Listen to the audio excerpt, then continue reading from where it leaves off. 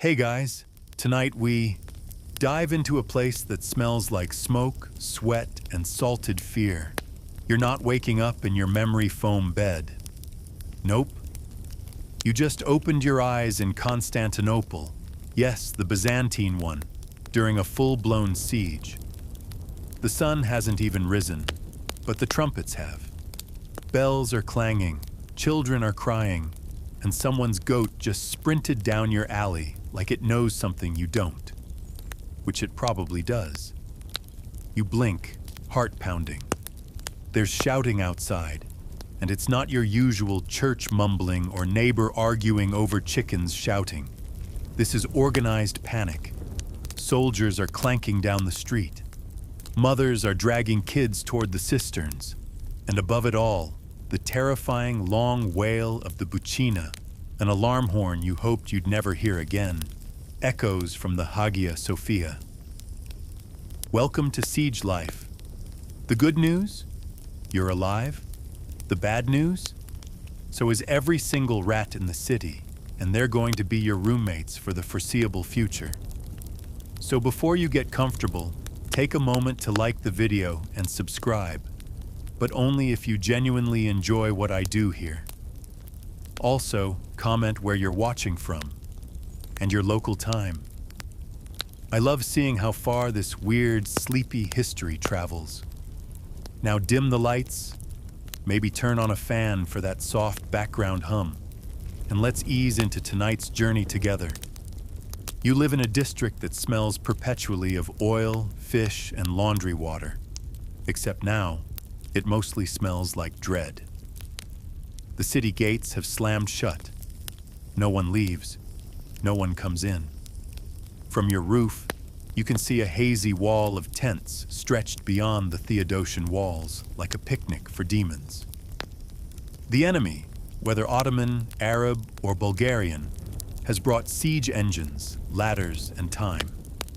Lots of time.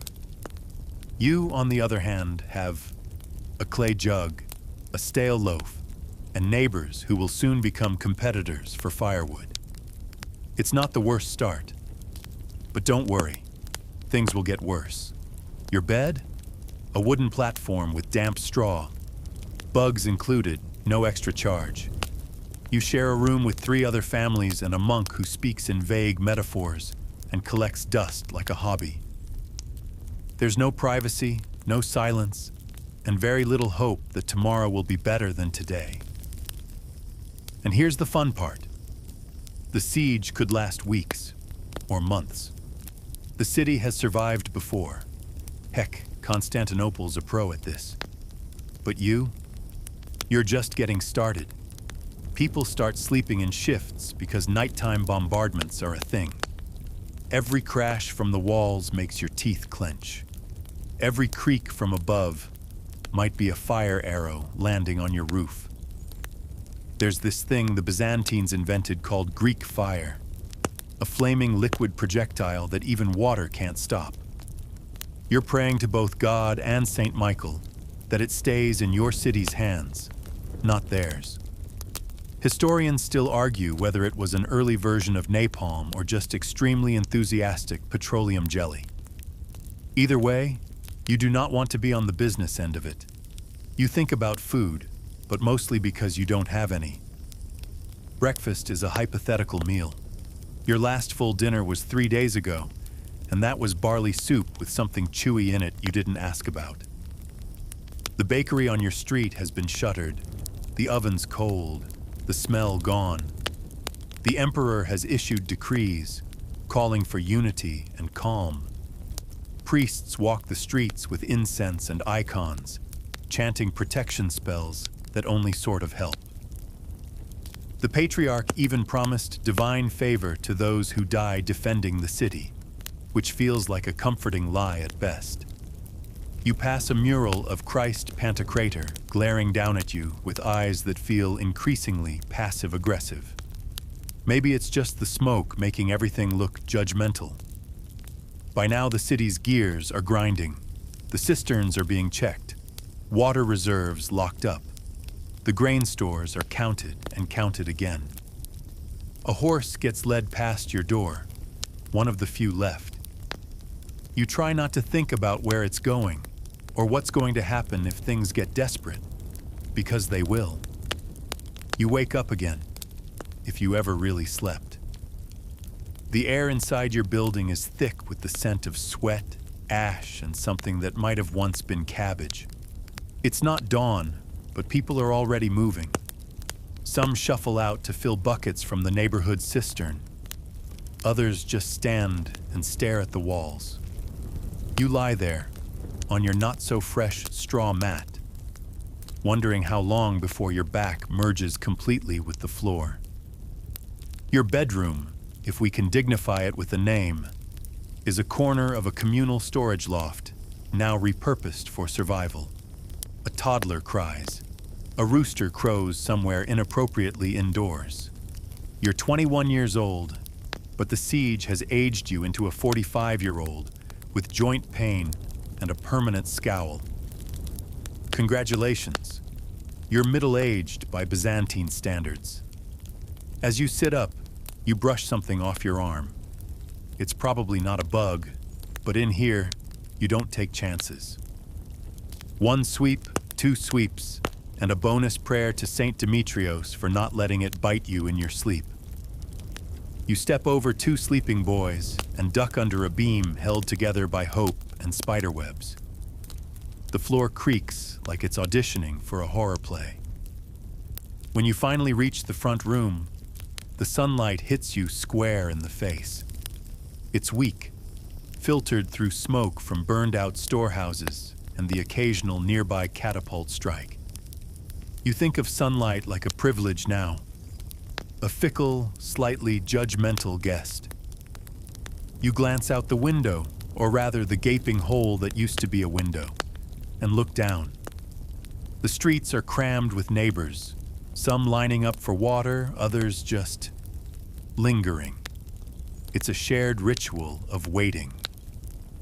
Everyone is listening for the next sound of doom, the clang of armor, the whinny of frightened horses, or that deep, haunting thud that means another chunk of the outer wall has taken a beating. Your stomach growls. Not that it matters. There's no kitchen to raid, no pantry to rummage through. Your neighbor offers you a piece of something vaguely resembling bread, and you accept it like it's a holy relic. It's dry. It's small. It's made from, let's say, creative ingredients. Historians still argue whether Byzantine siege bread contained lentils, sawdust, or crushed locusts. You decide not to ask. Outside, you hear a commotion. You look down and see someone being chased for stealing from a grain cart. The punishment is swift. A public beating with a stick that looks like it was repurposed from a ship's oar. You look away, not out of compassion, but because it makes you hungry. Water? Let's not even get into that yet. You haven't bathed in... Well, does licking your hand and wiping your face count? No? Then it's been a while. Bathing during a siege is basically a declaration of wealth and optimism, and you are in short supply of both.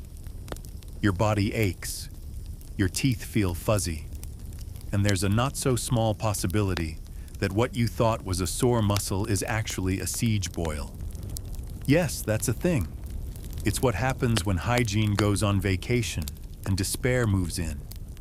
You try to take a walk, stretch your legs, ease the tension, but every alley smells like something that died twice and got reincarnated as garbage.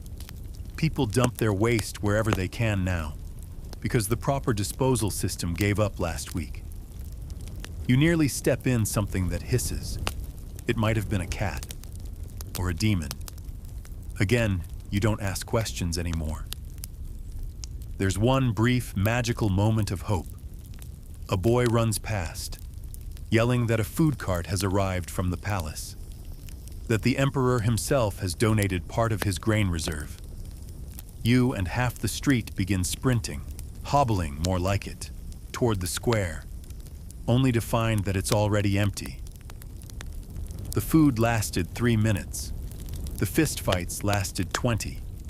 By the time you limp home, You're sweaty, bruised, and spiritually hollow. The monk downstairs offers you a boiled beet. You thank him like he just saved your life. Honestly, he might have. That night, you try to sleep again. You curl up under your one blanket, a damp, scratchy wool relic that smells like rain and regret, and listen to the walls of Constantinople groan under the weight of history. Tomorrow will be harder. You wake up needing to pee. But this is not modern life. There's no bathroom down the hall. There's no gentle light guiding your half-asleep zombie shuffle. There's just a clay jug, a shared bucket in the corner, or a risky walk to the edge of the city wall if you're feeling adventurous and suicidal. You take option 2, the communal bucket. It's tucked behind a hanging cloth that once pretended to offer privacy. That illusion died 3 days into the siege. The stench hits you like a Byzantine battering ram to the nose. You breathe through your mouth. Doesn't help. You crouch. You aim. You wish for death. Toilets, if we dare use that word, are a social experiment during sieges. Sometimes they're just holes in wooden boards, suspended over ditches. Sometimes they're amphorae passed between families like heirlooms of horror. There's no flushing, no plumbing, and absolutely no toilet paper. You're lucky if there's a handful of straw or last week's sermon scroll. Outside, people are doing their business anywhere they can. Alleyways, stairwells, and storm drains become little monuments to human desperation. You step around puddles that glisten suspiciously in the morning light. You don't ask. You never ask. You think back to when public latrines were a thing. In better times, Constantinople had dozens of them. Stone seats lined in neat rows above running water, where people sat elbow to elbow, discussing politics while multitasking. Historians still argue whether those old toilets were truly hygienic or just viral superhighways with marble seating. You're leaning toward option 2. The emperor himself? He probably has a private latrine with walls, maybe even a seat carved from cedar. Must be nice. The nobles might have chamber pots and someone else to empty them. For the rest of you, it's find a wall, squat behind a barrel, or just add to the growing pile behind the bakery. The smell is everywhere. It clings to your clothes. It sneaks into your dreams. It outlasts soap. And guess what you don't have? Soap. Or water. Or dreams, if we're being honest. Just the faint hope that maybe one day, someone invents indoor plumbing and builds a shrine in your honor. But it gets worse. Because sometimes the waste doesn't stay in the streets. It seeps. It floods. It creeps into cellars and food stores. You bite into a turnip and wonder if that earthy taste is just a feature of the vegetable, or a consequence of waterlogged latrine runoff. And the bugs. Oh, the bugs. Flies buzz in triumphant swarms, like they're celebrating their reign over your misery. They dance on every surface, every bowl, every face. At night, you swat them away in your sleep. In the morning, they're still there, cheerful, fat, and statistically more hygienic than you are.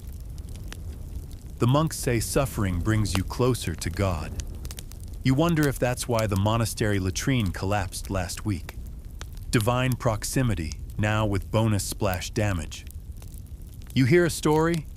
Someone fell into one of the street pits yesterday. Broke a leg, probably lost a sense of dignity. Nobody helped. What could they do? The pit was half full of, well, things no one wants to remember. You shudder. Not just because it's gross, but because you realize that could have been you. You try not to drink too much now. Hydration is the enemy. Every cup of water means another journey to the bucket, another gamble with dignity, another round of, what did I just step in? Once you had dreams of glory, joining the army, becoming a scribe, maybe kissing a merchant's daughter. Now your greatest ambition is a clean place to poop and the physical coordination to do it before your foot cramps. By nightfall, the city smells like a fermented fever dream. You curl up in your corner, nose buried in your cloak, praying to Saint Michael for olfactory mercy. But he's busy guarding the walls. No help is coming. And so you fall asleep again, dreaming of toilets, white porcelain, chrome flush handles, seats that aren't splintered. A fantasy, a miracle, a reminder that the worst part of history isn't the battles. It's the bathrooms. You wake up hungry, which is unfortunate, because your stomach is the only part of you with hope left. The rest of your body has accepted the siege. It knows better than to expect anything good today, or tomorrow, or possibly ever. You shuffle to the communal storeroom, or what's left of it. Once upon a time, it held grain, oil, and salted fish stacked high like Byzantine prosperity incarnate. Now, you'd trade your last sandal for a stale onion. The cupboard is so bare it echoes when you sigh in front of it. Meal of the day, pottage, again.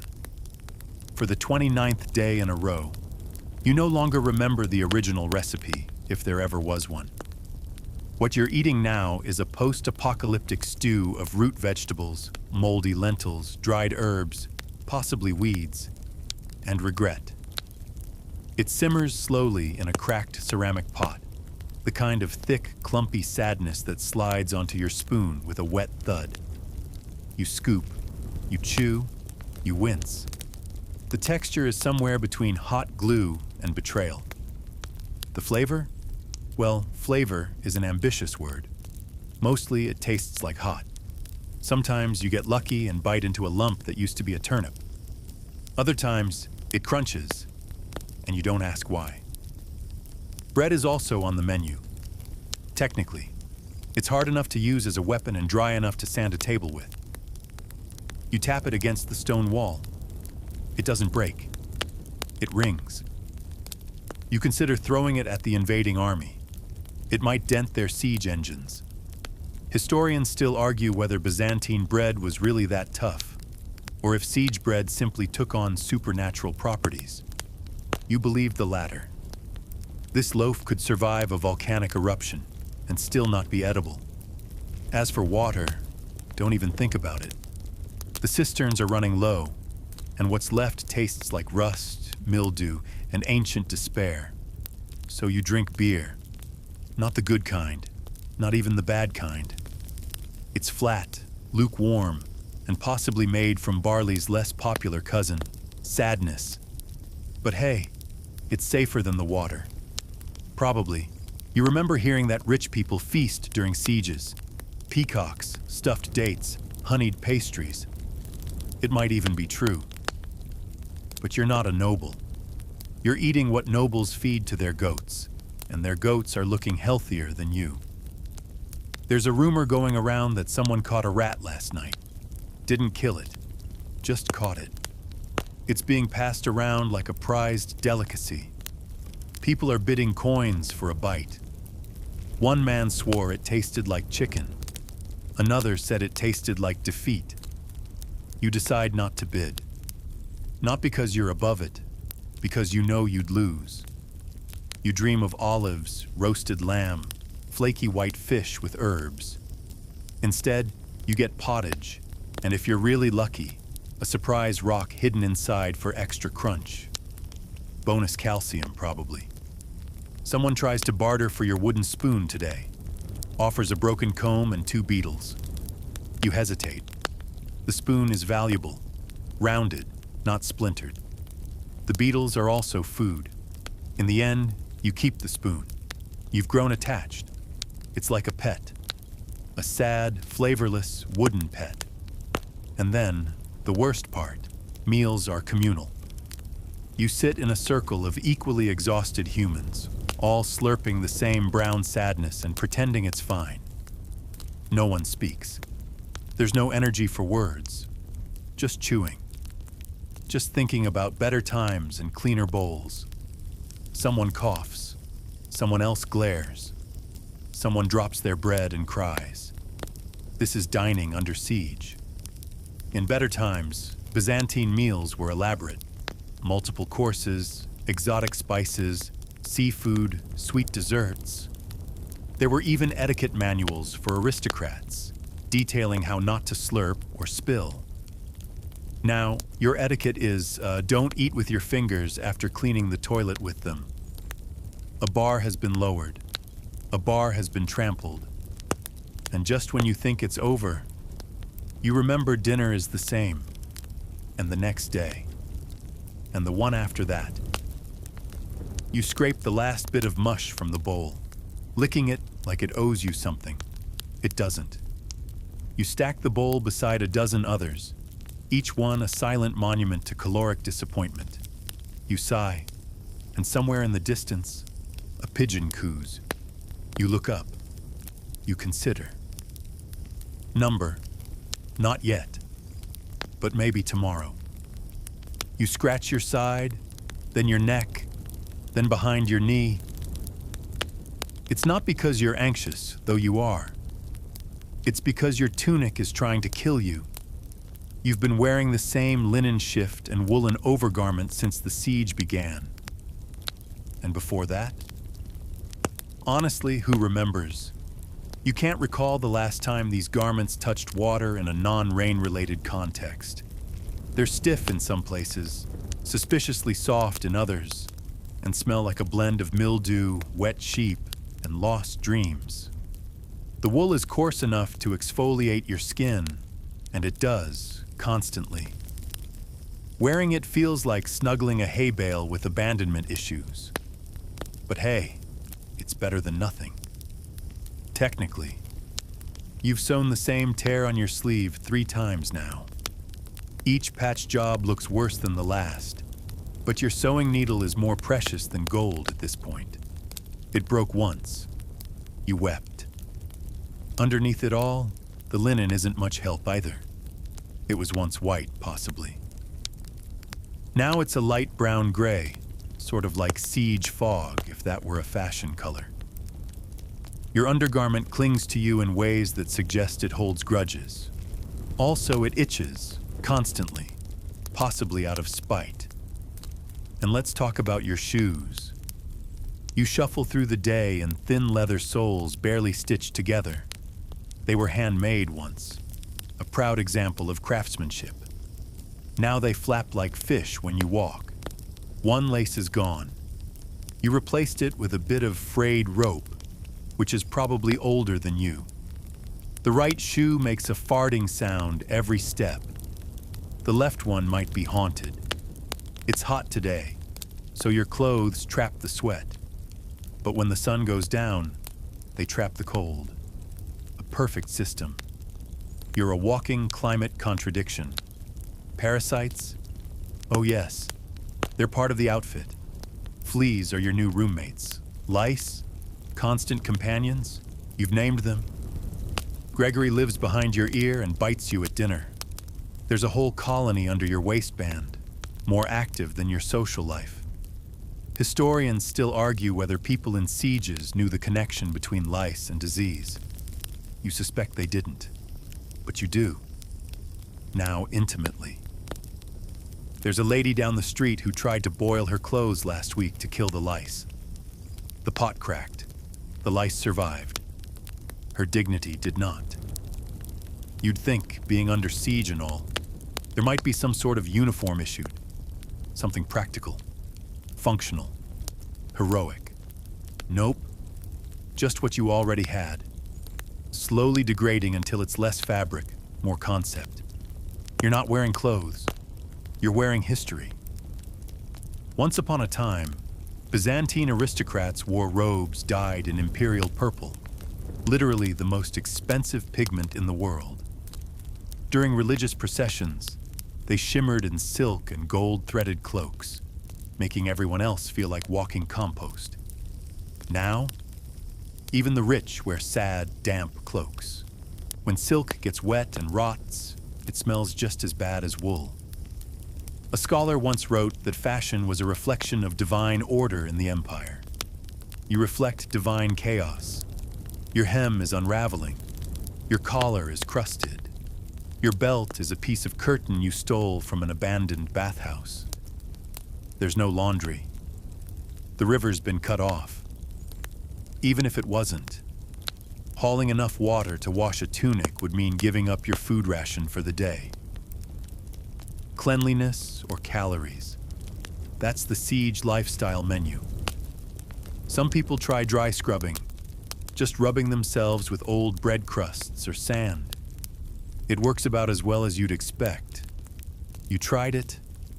All you got was a rash and fewer crumbs to eat later. You miss socks. You miss anything that didn't feel like it came from a medieval thrift store run by a sadist. And yet, somehow, you adapt. You find new ways to layer. A ragged cloak becomes a makeshift blanket. A ripped sleeve becomes a scarf. You fashion a head covering out of an old sack. You tell yourself it's rustic chic. One day, you see someone walk by in a slightly cleaner robe. You hate them instantly. Not because they look better, but because they probably just boiled their clothes in stolen wine. Monsters. Even the idea of fashion has collapsed. People are wearing curtain ties as belts, broken sandals tied with sinew, gloves made from old tunics. Someone made a hat out of pigeon feathers and string. It's both impressive and deeply unsettling. This is siege couture. You scratch again. Gregory bites back. You wake up with a toothache. Again. Not a dull ache, but the kind that vibrates through your jaw, up into your skull, and makes you wonder if this is how your ancestors felt right before they invented screaming. No surprise there. Dental hygiene in a siege is more of a theoretical concept than a daily practice. You brush nothing, floss nothing, and rinse with what? River sludge? Fermented olive juice? You'd do anything for a piece of mint, even if it came pre-chewed. Your breath could stun a goat at 20 paces. Which might be a good thing, since you haven't seen meat in weeks, and an unconscious goat sounds delicious. The pain grows sharper as you prod your gums with a dirty fingernail. You swear you can feel something moving under the tooth. Is it the nerve? Is it regret? Historians still argue whether Byzantine people understood dental nerves at all, or if they simply assumed pain was a sign of spiritual weakness. Either way, you're about to become a monk, because you're praying hard. There's no toothbrush, of course. You've heard rumors of people using twigs to scrub their teeth, frayed and chewed on until they resembled sad little paintbrushes. You try it. It works great if your goal is to stab your gums and start a small fire in your mouth. Toothpaste? Number ash, salt, and vinegar are the medieval trifecta. You try a salt scrub once. Your gums swell up like grapes and taste like salted despair for 3 days. Eventually, you visit the healer. She's not technically a dentist. She's also not technically sober. But she has tools, a pair of iron tongs and a bone needle. She gestures for you to sit on a crate. You don't even ask if it's been disinfected. Nothing in your life has been disinfected.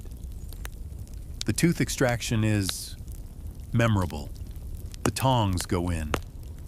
There's a cracking noise like stepping on a frozen twig. Then pain. Not scream out loud pain. There's no energy for that. Just the kind of raw, white pain that makes your ears ring and your vision narrow like you're looking through a straw. Blood pours into your mouth. She hands you a rag that smells like onions. You clutch it like a baby blanket. It tastes worse than the blood. You survive. Sort of. The hole where the tooth once lived feels like a crater. A few people clap. Why? You're not sure. Maybe they're just impressed you didn't faint. Or maybe it's because they know you're now officially one of them. A siege survivor with a gap-toothed smile and a haunted stare. There's no follow-up care. Just chew on the other side and hope it doesn't get infected. Spoiler, it does. Your jaw swells like a puff pastry. Someone suggests putting moldy bread on it. It's healing bread, they say. You laugh, then you cry, then you do it anyway. Leeches? Of course leeches. The universal medieval solution. They're applied to your cheek to draw out the humors. All they do is wiggle ominously and look smug. One falls off and crawls under your robe. You scream. Again. Someone recommends bloodletting. Because obviously losing more blood is the solution when your face already looks like a pufferfish. You politely decline. Then they do it anyway. You wake up dizzy, anemic, and mildly insulted. Still, you carry on. You chew softer foods. You avoid eye contact with the pigeon stew. You smile less. Not just because of the missing tooth, but because the next one is already starting to ache. And you know what that means. A noble nearby, much richer than you, has gold dental inlays. You overhear him complain that his wine stings his molars. You fantasize about trading lives for just one day, or one sip. And what of toothpaste alternatives? Some folks crush eggshells or oyster shells and rub the powder on their gums. One man mixes charcoal with animal fat and insists it works. His teeth are the color of despair. Byzantine medical texts do mention dental pain, by the way. Usually alongside words like divine punishment or evil spirits lodged in the jaw. You're starting to believe in the second one. As the days drag on, your mouth becomes a museum of horrors. Blackened molars, swollen gums, mystery gaps, and a tongue that might be trying to leave your body in protest. You avoid talking. You chew slowly. You fantasize about a future filled with dentists, Novocaine, and sterile gloves. But not too hard. Because just imagining the word dentist makes the other side of your jaw tingle. And the worst part? You know this isn't the end. This is just the middle. There are still more teeth. Still more nights. Still more Gregory the Flea. Still munching behind your ear, cheering you on. Good luck brushing tonight. You wake up sore. Again. This time it's not your teeth. It's everything else. Your hands feel like you slept gripping a stone wall. Your back creaks like a wooden door in a ghost story. And your legs? They're already protesting, and you haven't even stood up. Because today, like every day, is Labor Day. Not the holiday. The survival kind. You haul yourself upright and shuffle toward the outer courtyard. You're greeted by the same view. A crumbling wheelbarrow, a broken barrel, and someone already arguing over a shovel that looks more like a splinter with dreams. It's not even dawn. You work. Of course you work. You're inside a besieged Byzantine city, and no matter who you are, peasant, tradesman, noble's servant, you have a job. The gates are shut. Supplies are low.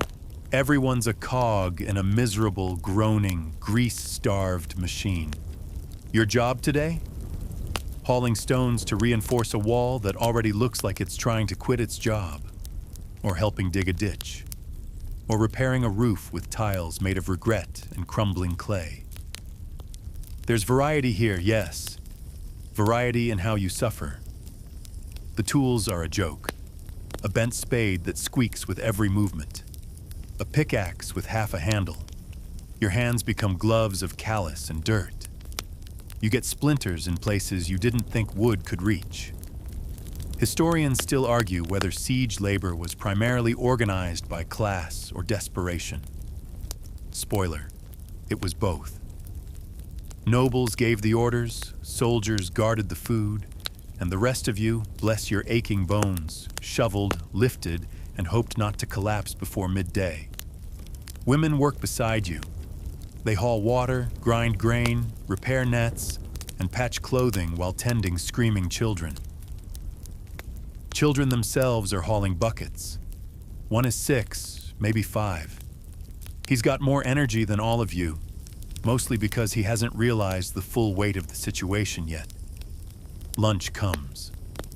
It's not a break. It's a countdown. You sit on a rock and gnaw on barley bread that's harder than the rock itself. A neighbor jokes that you could sharpen a sword with it. You try. You might have made progress. The afternoon is worse. The sun heats the stone until your skin starts to feel like parchment. You sweat into your already crusty tunic. You'd kill for a breeze. Actually, no. You need everyone alive to help carry this cursed beam across the courtyard. A man next to you collapses. No one reacts. He'll either get up in a minute or not. You nudge him with your foot. He grunts.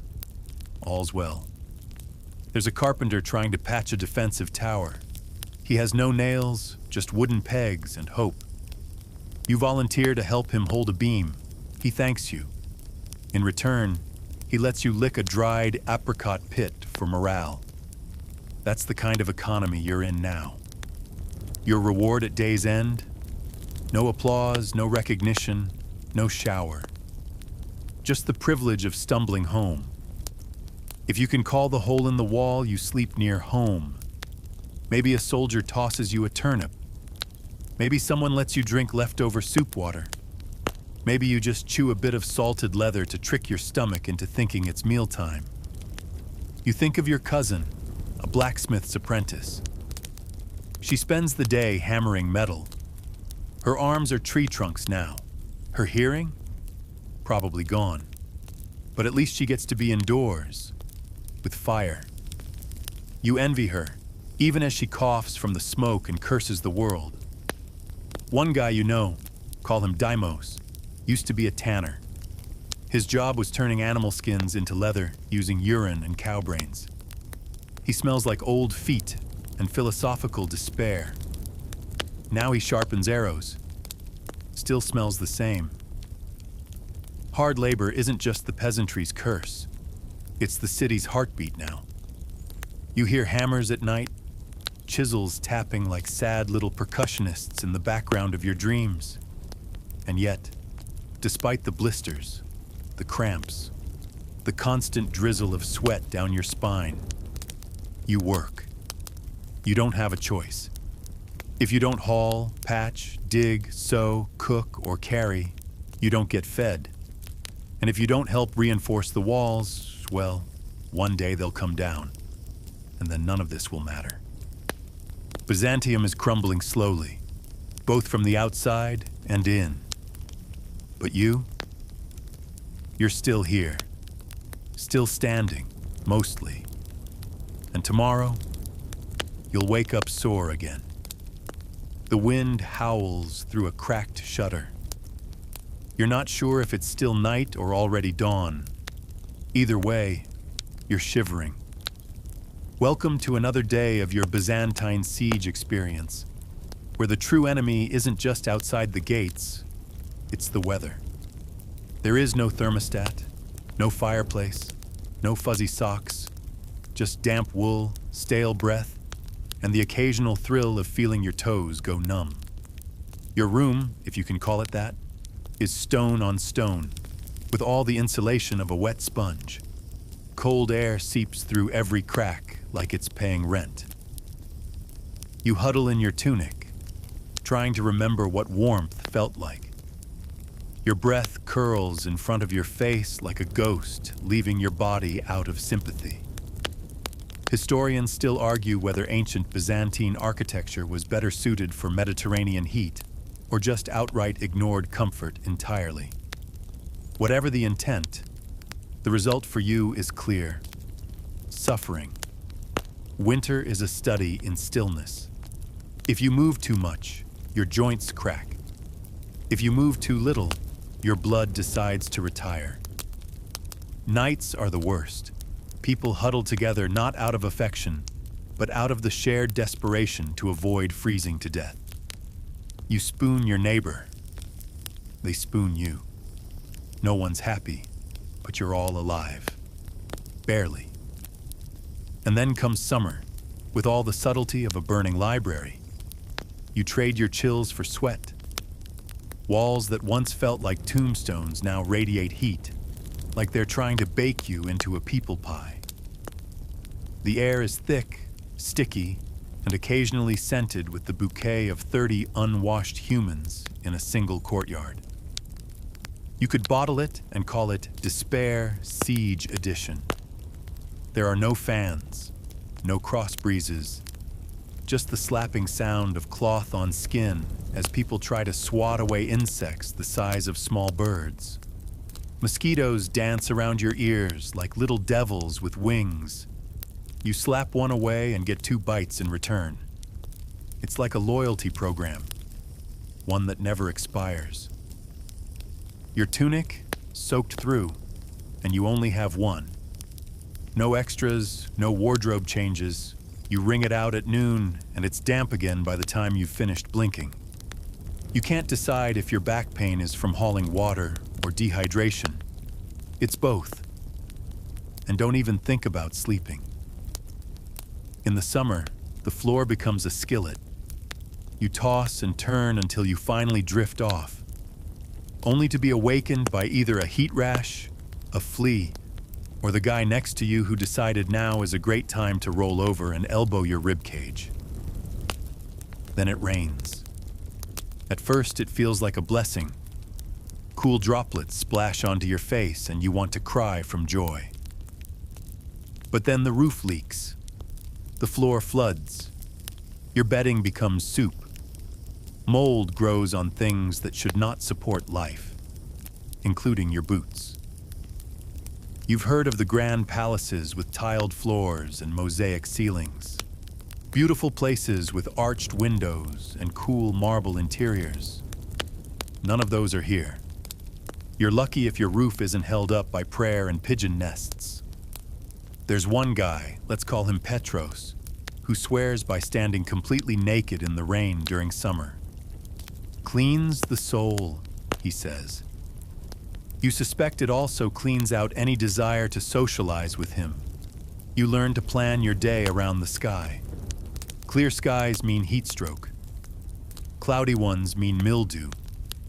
Windy days mean everyone in the city collectively clutches their cloaks and glares into the middle distance like philosophers contemplating suffering.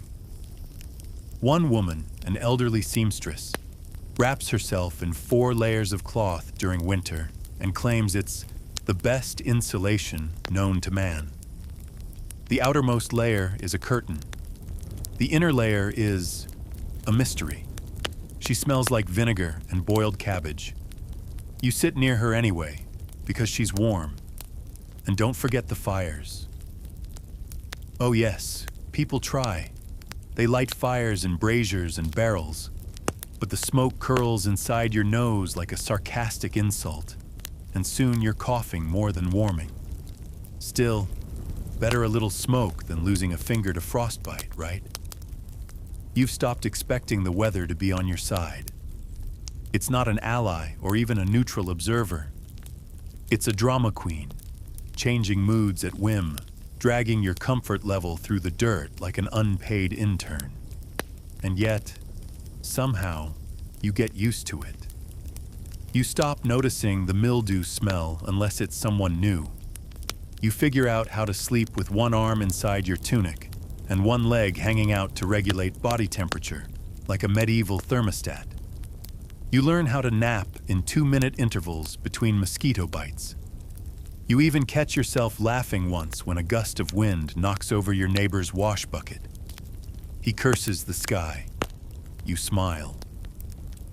At least it wasn't you this time. The weather is a background character in your life now, annoying, omnipresent, and completely uninterested in your comfort. But hey, at least it's free. You take a sip from the bucket. It tastes earthy. A kind way to say you're now 12% mud and 88% hope. Water in a Byzantine siege isn't just a resource. It's a full-blown existential crisis in liquid form. If you're lucky, the water comes from a cistern, carefully collected from rooftops during those blessed rainy days. If you're less lucky, it's from the communal barrel that may or may not have a frog living in it. If you're really unlucky, you're scooping from a moat that smells like old leather and dead dreams. No one talks about hydration. It's not a right. It's a gamble. Drink too little and you shrivel like a grape in the desert sun. Drink too much of the wrong thing, and you get a surprise gut punch from your intestines 30 minutes later. There's no winning, just surviving. Historians still argue whether some sieged cities were better prepared with underground aqueducts, or whether most people simply died slower. And you can't just boil it. Boil it with what? Your firewood is gone. You burned it all trying to keep your toes. You're not trading your last plank of roof for tea water. Even if you had it, boiling takes time, and time is measured in how many hours it takes before your stomach turns on you. As for bathing, oh, sweet naivete. There is no bath. There is no tub. There's a cracked ceramic bowl you share with 6 other people for personal washing, which in this context means awkwardly dabbing your armpits with lukewarm sadness. You haven't had a real bath in weeks. You're told that's for the best. Medieval wisdom held that bathing too often opened the pores, which naturally invited disease, curses, and probably bad luck in love. Soap exists, technically, but it's made of ash and lard, and using it feels like rubbing spicy butter on your body. So you don't. And your hair? It has given up. It's not greasy, it's lacquered. You could style it by accident with a stiff breeze. People reek. Not in an aggressive way. More like a collective aura. A thick, invisible sweater of human essence. You know it's there. You just don't talk about it. Everyone smells. No one smells. Your clothes are stained from everything. Sweat, dust, rain, questionable stew. Your hands are brown, not from tanning, but from whatever's in the water you wash with. You tried scrubbing once. Your skin came off first. Even the nobles aren't safe. Sure, they might have perfume, but spraying rose water on filth just gives you floral rot, and chamber pots don't discriminate based on rank. Water shortages and sewage overflow make equal opportunity misery.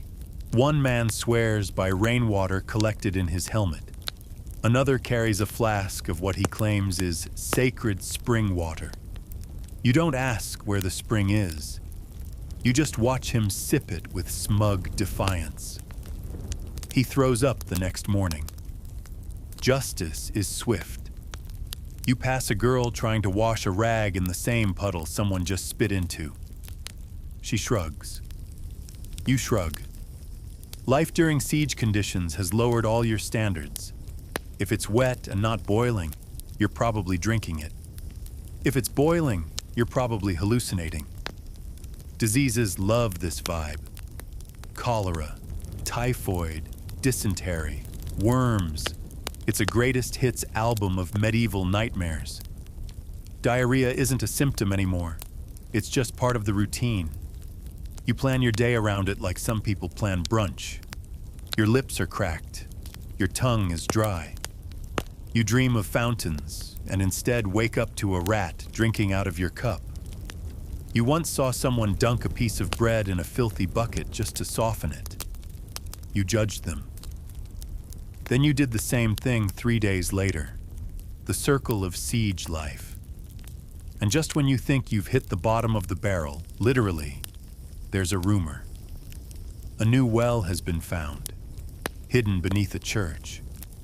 People line up, hopeful. They draw buckets, sip cautiously, and spit it out. It's brackish, salty, it's a well of lies. So you go back to your bucket, your basin, your mud water. It's not glamorous, it's not even safe, but it's yours. And if you tilt your head just right, take a deep breath through your nose, and squint, you can almost pretend it's refreshing. And now, you can rest. The walls of the city fade. The clamor of carts and the barking of dogs dissolve into a soft, velvety silence. No more buckets. No more boiling. No more sleepless nights spent counting the cracks in the wall or the growls in your belly. Just the gentle hush of history settling around you like an old, familiar blanket. You're still there, in that siege. The stone streets are still damp. The sky is still gray. But your breath slows. Your limbs feel a little lighter. The ache in your stomach fades into the background hum of a story told and tucked away. You've survived 9 chapters of mud, misery, and medieval madness. And now your job is to do absolutely nothing. No defending ramparts. No chewing on floorboards. Just closing your eyes and letting your mind drift somewhere beyond the walls. To the fields outside, maybe. Or the ocean, far away. Or just nowhere at all. You earned it. Let the weight of the siege slide off your shoulders. Let the sounds dull to a whisper. Let the flickering candlelight in your memory gutter out until all that's left is darkness. Safe, still, and slow. You don't need to fight anymore. Not tonight. You're not thirsty. You're not hungry. You're not waiting for another dawn that won't come. You're just here, floating between centuries, watching history go quiet. Sleep well, traveler of time. Now, tonight we travel to feudal Japan, a place of silent gardens, sliding doors, and the kind of rigid social order that makes your high school cafeteria look like a utopia. You open your eyes not in a serene temple or nobleman's villa, but on the floor of a thatched hut, with your face buried in a straw mat that smells like feet, mildew and old regret. A rooster outside screams like it's being stabbed your alarm clock. The good news, you're alive. The bad, you're a 17-year-old peasant and will probably die long before Netflix is invented. So, before you get comfortable, take a moment to like the video and subscribe, but only if you genuinely enjoy what I do here. And I'd love to know, where are you listening from and what time is it right now? Leave a comment down below. Now, dim the lights. Maybe turn on a fan for that soft background hum. And let's ease into tonight's journey together. You sit up, your back popping like bubble wrap. Your futon is stuffed with something that may have once been cotton, but now feels like damp sand wrapped in cloth. The tatami mat under you is woven straw decorative if you're rich, splintery if you're not. Your sleeping space is shared with your grandmother, 3 siblings, and 2 chickens. Your breath steams in the morning air because no insulation, no heat, and certainly no central heating app. The house is made of wood and paper, literally. Shoji screens divide the rooms, which is great if you want your arguments to echo like a kabuki drama. Privacy is a luxury, and you haven't experienced it since birth. Your older brother's snoring, your father's mumbling, and your mother's cooking noises are the surround sound of your life. You step outside to relieve yourself. But wait, that's part 3. First, let's talk about your aching joints. You're 17 and already walk like you've survived 2 civil wars and a bad massage. That's what constant labor and bad shoes or no shoes will do to you. The sandals are rice straw if you're lucky. And when wet, they do this thing where they transform into portable blister factories. You rub the sleep from your eyes using a sleeve that hasn't been washed in, let's say, ever. No running water in your hut, just a single bamboo container of yesterday's rain, guarded like treasure. There is a bucket by the door to freshen up, which means splashing your face while pretending your hands aren't also washing your feet. And the cat. Breakfast isn't ready yet, but the smoky aroma of wet firewood and boiled rice wafts in. If you're lucky, today will be one of those days you actually get rice and not just barley and despair. You're already bracing for a visit from the village headman, who may or may not demand rice tax again because samurai swords speak louder than food rations. And by the way, if you think maybe you could just, move up in society. Historians still argue whether there was any social mobility in feudal Japan for people like you, or whether the system was basically a polite cage with seasonal festivals. You walk to the corner of the room where your family keeps the household gods. You bow, because even after that rough night's sleep and the lice chewing on your scalp like it's sushi night, you remember your place. In fact, everyone remembers their place here. This is a land where obedience is a survival skill. You're the lowest of the low. The footnote in someone else's samurai epic. Your neighbors, same story. The man next door has 7 children and a wooden leg. He's only 34. The woman across the field just gave birth in a rice paddy and went back to threshing an hour later. You begin your morning tasks while the sun is still low, dragging a basket twice your size full of kindling.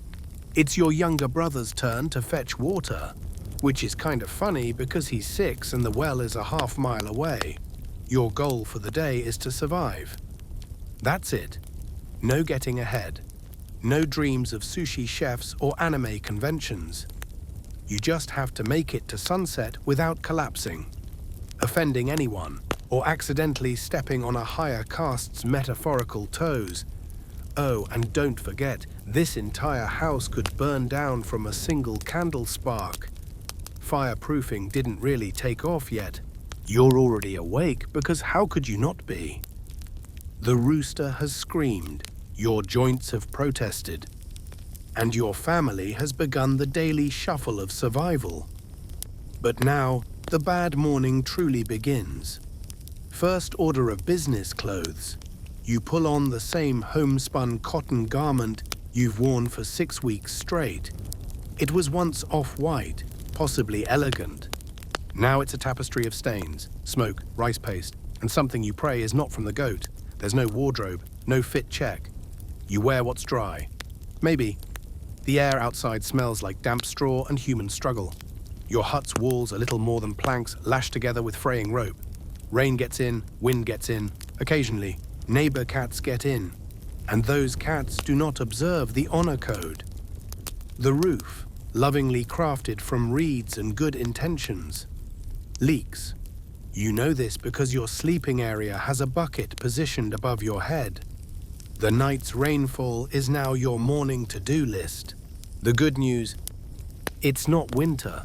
The bad, it's spring, which means unpredictable chill, biting wind, and the sort of dew that seeps into your soul.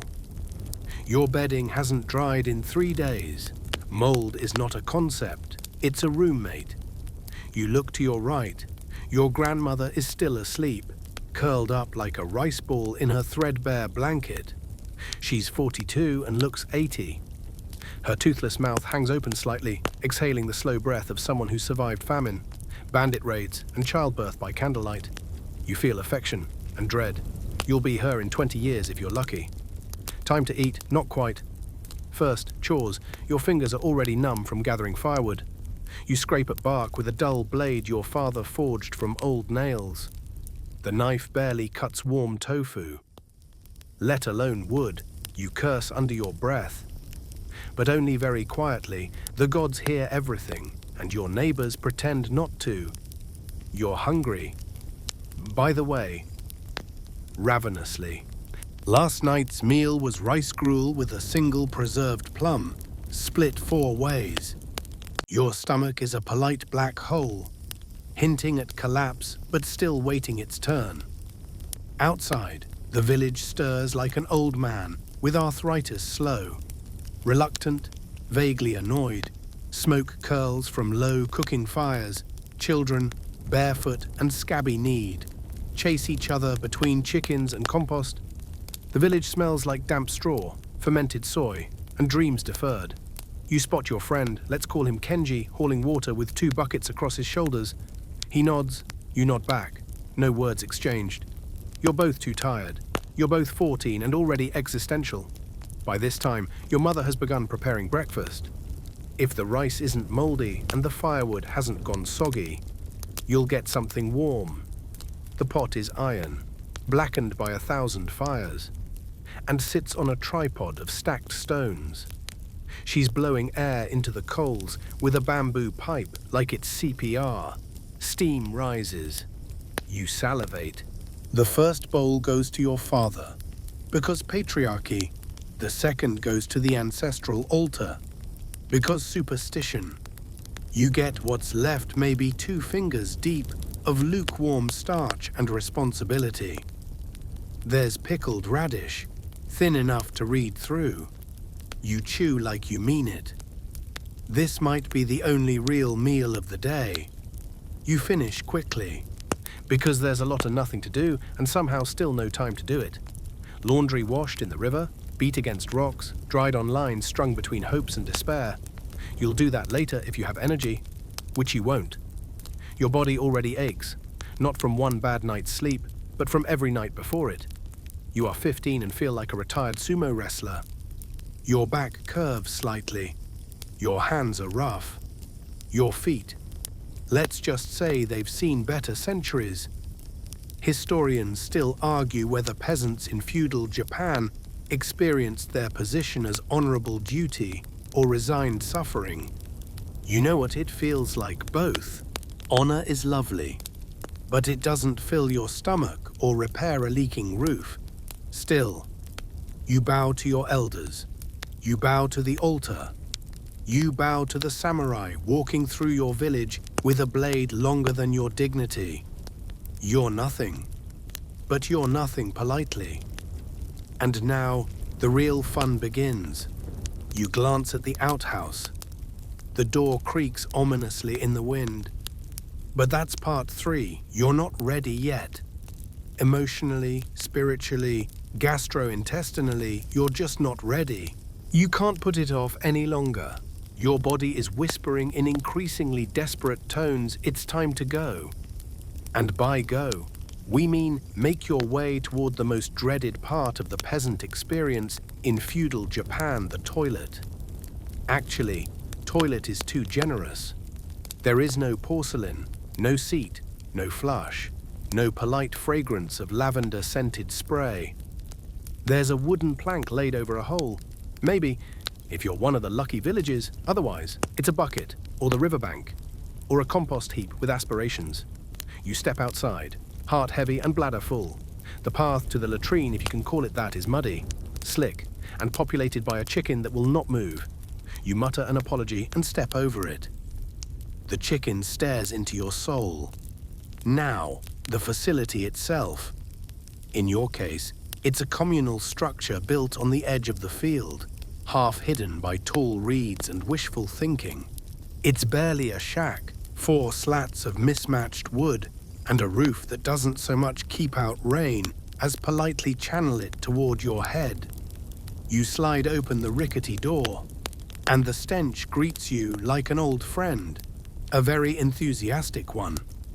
The pit below is deep-ish. A collection of unnamables sloshes quietly, threatening to come alive and form a labor union. You squat over it because, guess what? No sitting allowed. Squatting is traditional. Healthy for the colon, allegedly, and great for reminding you how sore your legs already are from everything else in your life. And toilet paper. Try toilet sticks. Yes, actual sticks. Thin wooden spatulas, rinsed in a communal basin, assuming someone remembered to fill it. Some places used seashells, others, straw. You now understand why people in the past looked perpetually angry in old paintings. You shift uncomfortably, trying not to breathe through your nose, trying not to think about splashback, and trying especially hard not to think about what's crawling near your foot. You hear a knock on the slat. Someone else is waiting. You shout madada, yo, not yet, and try to hurry things along. But your body, perhaps insulted by the surroundings, has chosen this moment to be coy. You break into a light sweat. Your foot cramps. Outside, the wind blows through the reeds. A crow calls, judgmental. You hear children giggling in the distance. You feel no joy. This isn't just a private moment, it's a community experience. The sounds you make, the smells you contribute, the time you take all are very public. In a world with thin walls and thinner patience, going to the bathroom is basically performance art. And let's just say you're not winning any awards. When you're done, you grab the wooden paddle and do your best to wipe. It's about as satisfying as brushing your teeth with a brick. You rinse it in the corner basin, murky and mosquito-infested. This is your life now. But hey, look on the bright side. Some historians still argue whether peasants in rural Japan even had dedicated latrines at all, or just used the fields. In that case, you're living in luxury. Luxury with flies, mold, and at least one rat who treats the latrine as his summer home. But luxury nonetheless. And did you know human waste was actually valuable? Night soil, as it was politely called, it was collected and sold to farmers as fertilizer. So, technically, you're contributing to the local economy. That's right, you are, quite literally. A productive member of society. You step out, shoes slick with mud, soul slightly dimmed. The wind hits your damp face like a blessing and a curse. You survived the morning restroom ritual. Barely. You try not to think about the fact that this isn't a one-time ordeal. You'll be back here, soon. The outhouse is eternal. The pit is patient, and no one, not one single person in this village is ever really clean again. You shuffle back toward the hut, a little dazed, a little broken, and a lot hungry. The kind of hunger that only comes from spending half the morning trying not to gag in a glorified wooden bucket. Your stomach grumbles not politely, but in full protest. It wants food. Preferably now. Preferably recognizable. Unfortunately, you live in feudal Japan. Breakfast, if you can call it, that is already laid out on a flat mat near the fire pit. A humble serving of rice, not the fluffy, glossy, Instagram-worthy stuff. No, this is yesterday's rice, reheated over embers, bordering on crunchy. Your teeth will hate you, your gums will mutiny. But it is food, and in a world of scarcity, you respect it. Beside it is a thin miso soup. Emphasis on thin. It's essentially flavored water with a faint memory of soybean paste. Maybe one seaweed strand is floating in it. Maybe. You squint, trying to tell if that's a seaweed or just a burnt hair from the pot. You drink it anyway. It's warm, that's enough. No meat. Obviously, you are not a noble. You are not a samurai. You are a peasant with a small patch of land and zero access to chickens that haven't already died from stress or been stolen by raccoons. Fish, if someone in the village caught something yesterday, they're already eating it. Salted fish, smoked fish, sure, it exists. But it's for special occasions. You, on the other hand, are savoring pickled radish. Crunchy, sour, and distressingly yellow. It is your daily joy and punishment in one bite. Your neighbor slurps their soup. Loud and unapologetic, you try to follow suit. Because this is Japan, slurping is allowed, encouraged, even. But yours sounds more like a dying duck, and you give up halfway through. The meal is eaten in silence, broken only by chewing, coughing, and the occasional shout from someone scolding a goat outside. The floor creaks beneath you. You're not sure whether it's from structural instability or from the weight of generational disappointment. As you chew your last mouthful of rice, which tastes suspiciously like the wooden bowl it came in, you can't help but think of modern meals. Omelets, coffee, Avocados, toast. You sigh. In this century, coffee hasn't even arrived yet. Avocados, you'd have to invent those yourself. Historians still argue, you recall faintly, whether the common peasant in feudal Japan had access to a balanced diet. The consensus? Not really. You survive on rice, a few wild greens, and seasonal roots. And seasonal, in this case, means whatever hasn't been eaten by insects. Foraging is an everyday part of life. Your mother sends you into the woods to gather edible greens, she hopes. Sometimes you bring back something that looks like a leaf but acts like a laxative. Trial and error. Lots of error. And don't get us started on famine years. When crops fail, people eat tree bark. No. Really. Stripped, pounded, boiled, bark. Hunger turns forests into grocery aisles. And not the nice organic kind. But wait. There's a silver lining. Rice isn't just food. It's money. It's tax. You don't just eat it, you owe it. Most of your harvest doesn't even stay with you. It goes up the chain village headman, local daimyo, eventually the shogun, the rice pyramid scheme. You're at the bottom. Surprise one quirky note. Monks in some Zen temples were so obsessed with austerity, they created dishes so bland they made you question reality. Ever had boiled daikon in unseasoned water served on a plain leaf? It's not food. It's a personality test. But back to you, your bowl is now empty. You consider licking it. You do. It tastes like wood and regret. There's a ritual to washing dishes, not soap and scrubbers, just hot water. Maybe sand. Maybe your sleeve. Clean enough is the standard.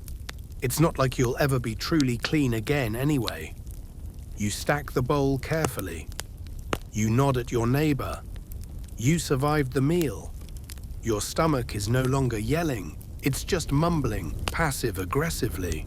That counts as peace. But you don't get to rest. The fields await, the fire needs tending, someone's child is crying. And dinner, it'll be the same as breakfast. Welcome to feudal Japan, where every bite is a battle and every meal is a memory of what it could have been. Time to get dressed, not that you undressed last night. You slept in your clothes, of course, everyone does. Because 1, it's cold. 2, there's no closet. And 3, you own exactly 1 outfit. Technically. 2, if you count the shredded head wrap that keeps the sweat from dripping into your eyes and occasionally serves as a napkin. Bandage or emotional support item. Your robe or kosode is made of hemp or rough cotton, whatever could be grown, spun, and beat into submission without involving anything resembling comfort. It's a pale, off-brown color, though once, generations ago, it might have been white. Now it's the color of dust, stains, and quiet suffering. You slip it on, adjusting the frayed collar, which has been mended so many times it looks more like lacework than fabric. The sash, if you're lucky, is still holding together with the help of a safety pin equivalent to bamboo skewer. Your undergarments, that's adorable. Let's just say the concept of layering has not reached your income bracket.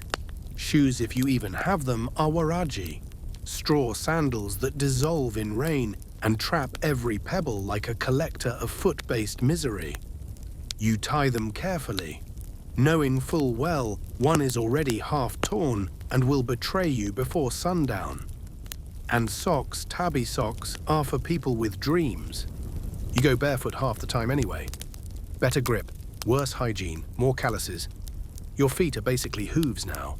The sleeves of your kosode are stiff. Not from starch, but from sweat and time. You roll them up for work, revealing arms scratched by brush and insect bites. Lice live somewhere in your clothing, probably behind the sash. You don't bother fighting them anymore. You've named one of them. Parasites aren't visitors, they're roommates. You glance around. Everyone looks the same. Your neighbor is scratching. A child is combing her mother's hair with a twig. Someone's boiling laundry, meaning. Dunking clothes into hot water once a month and pretending the steam kills shame. Washing clothes is an ordeal. There's no soap. Not real soap, maybe lye if someone's been making it from ash. Or sand, or nothing. You beat your kosode against rocks until the fabric gives up and the dirt retreats out of fear. Not cleanliness. Water is hauled from the well, sloshed into wooden tubs, and used as sparingly as possible. Laundry day is a full-blown social event. You bond over stains, sweat through silence, and silently curse your ancestors for inventing sleeves at all. In winter, washing clothes is borderline cruel. You chip ice out of buckets and wring frozen fabric with blue fingers. The kosode dries into a shape that could legally qualify as a statue. In summer, you hang it over the thatched roof and pray the wind doesn't carry it away, or worse, that a crow doesn't mistake it for nesting material. They've done worse. The wealthy samurai families, merchants wear silk, beautiful, light, slippery silk that rustles like poetry. You've seen it once. During a festival, it glowed in the sun. You had to look away. It felt like making eye contact with a deity. Historians still argue. You remember whether peasants' clothing differed significantly across regions.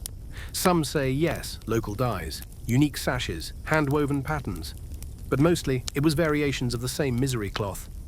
And guess what? In feudal Japan, your social class is literally sewn into your clothing. If you dare wear something above your station, you could get arrested, or worse, mocked by the village headman's wife, who once called your robe seasoned fringe detail. Some travelers tied tiny bells into their hems to ward off evil spirits. You consider doing the same, if only to warn people when you're approaching with your lice colony and sandal stubs. But here's the real kicker. Clothing rot is a thing. When humidity rises, your robe can literally start to mildew on your body. You air it out at night by hanging it near the fire, risking burns but choosing smoke over fungus. And no, there's no deodorant. You pat yourself with crushed mint leaves if you're feeling fancy. Otherwise, you simply exist. In odor, you tug your kosode into place, grab your head wrap, and step outside. You're now ready for the day, armed with your one outfit and 1,000 regrets. Looking good. Peasant. Don't let anyone tell you otherwise. You smile briefly because you haven't yet opened your mouth too wide. That, you've learned, is a dangerous game. Every smile risks triggering the rogue molar that's been festering in your jaw like a demon squatting in a cave. You prod it gently with your tongue. Bad idea. The pain is instant and oddly personal. Welcome to dental hygiene, feudal Japan edition, where your teeth are just bones waiting to betray you. There are no toothbrushes, at least not in the modern sense. A twig chewed into bristles is about the best you'll get if you even bother. Some people swish water, others chew rice husks. A few religious monks use salt. And honestly, it's kind of impressive that anyone had time to invent that while also contemplating the meaning of impermanence. You do nothing, because that aching tooth isn't going away. And salt only adds insult. Toothpaste is a concept from the future. You, my friend, are brushing with the sheer force of hope. Sometimes you rub your teeth with ashes, sometimes not. And floss, the only thing between your teeth is more food, possibly from last week. Historians still argue. You recall while spitting something grainy into the dirt. Whether the common people in feudal Japan paid attention to oral hygiene at all. Some say Buddhist teachings promoted cleanliness. Others say people were too busy surviving to care about their enamel. The evidence skulls dug from the period are not optimistic. Cavities, abscesses, broken molars like tiny crime scenes in every mouth, yours included. Your gums are swollen. They bleed if you even look at them too hard. You've lost one tooth already, a back one. It simply fell out last autumn after a week of pounding yam stalks and gnawing on salted fish. And when a tooth starts to rot, there's no dentist. Not unless you live near a temple with a monk skilled in minor surgery. Even then, anesthesia doesn't exist. You get strong tea and a stick to bite down on. Then pliers, literal pliers, or a heated iron nail. Either way, it's a full-body experience. One villager screamed so loudly during an extraction last year that a crow fainted. You rub your jaw again. There's a pulsing sensation near your temple now. Classic. As for breath, not great, no mints, no gum, no mouthwash. You eat pickled things, fermented things, dried fish, and raw garlic. Your breath is a weapon, maybe a curse. People stand slightly sideways when they speak to you. A fringe tidbit, samurai sometimes carried toothpicks in decorative cases. It was considered classy, but don't get too excited. This wasn't about hygiene. It was about elegance, status, and cleaning out rice kernels before reciting poetry. You don't get a toothpick, you get a twig. And if you're unlucky enough to develop a deep infection, that's when things get poetic. The swelling travels, your face puffs up like a toad. You develop a fever, you start dreaming in the colors, and then maybe you die. From a tooth. Imagine explaining that to the afterlife. Medicine is, well, optimistic. Leeches are occasionally applied. Bleeding is considered a viable option. Herbal infusions do exist. Green tea rinses, miso paste compresses, plum vinegar gargles, but they are more spiritual than scientific. And yet, there's a certain stoicism about it all. Pain is just part of life. You grow up watching your elders lose their teeth and live on rice porridge. You learn not to complain. You chew with the good side. You drink warm soup. You wince in silence. Still, it's not all bleak. Some Buddhist texts mention the importance of keeping the body pure, mouth included. Certain temples teach basic cleanliness, including rinsing and fasting. But you don't live near one of those temples. You live near a swamp, which is very different. You press your tongue against the sawtooth one more time just to check if it's still bad. It is. Definitely still bad. You take a deep breath. The sun is rising. The fields await. You'll need that smile later when bartering vegetables with the neighbor. Just maybe stick to closed-mouth grins. Because in feudal Japan, your teeth are less of a tool and more of a countdown clock. Your back is already sore and you haven't even stood up yet. That's the Song dynasty's gift to you, a body that ages before it ever really lives. You're not a scholar, not a merchant, and definitely not a government official.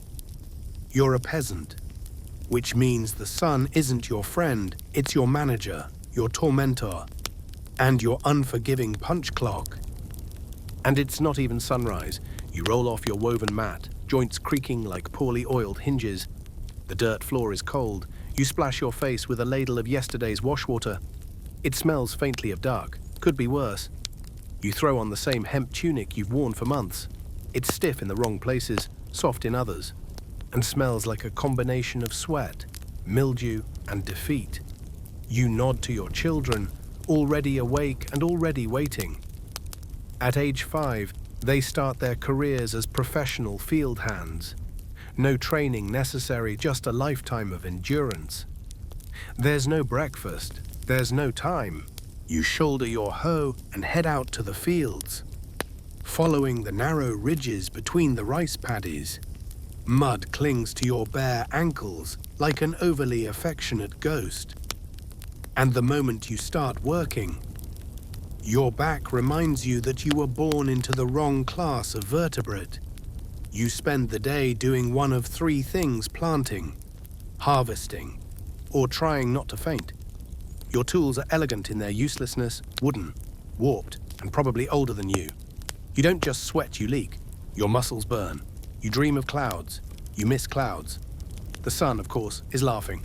Your fellow workers are quiet, not because they're stoic, because they're tired. Every syllable costs energy. And energy is for weeding.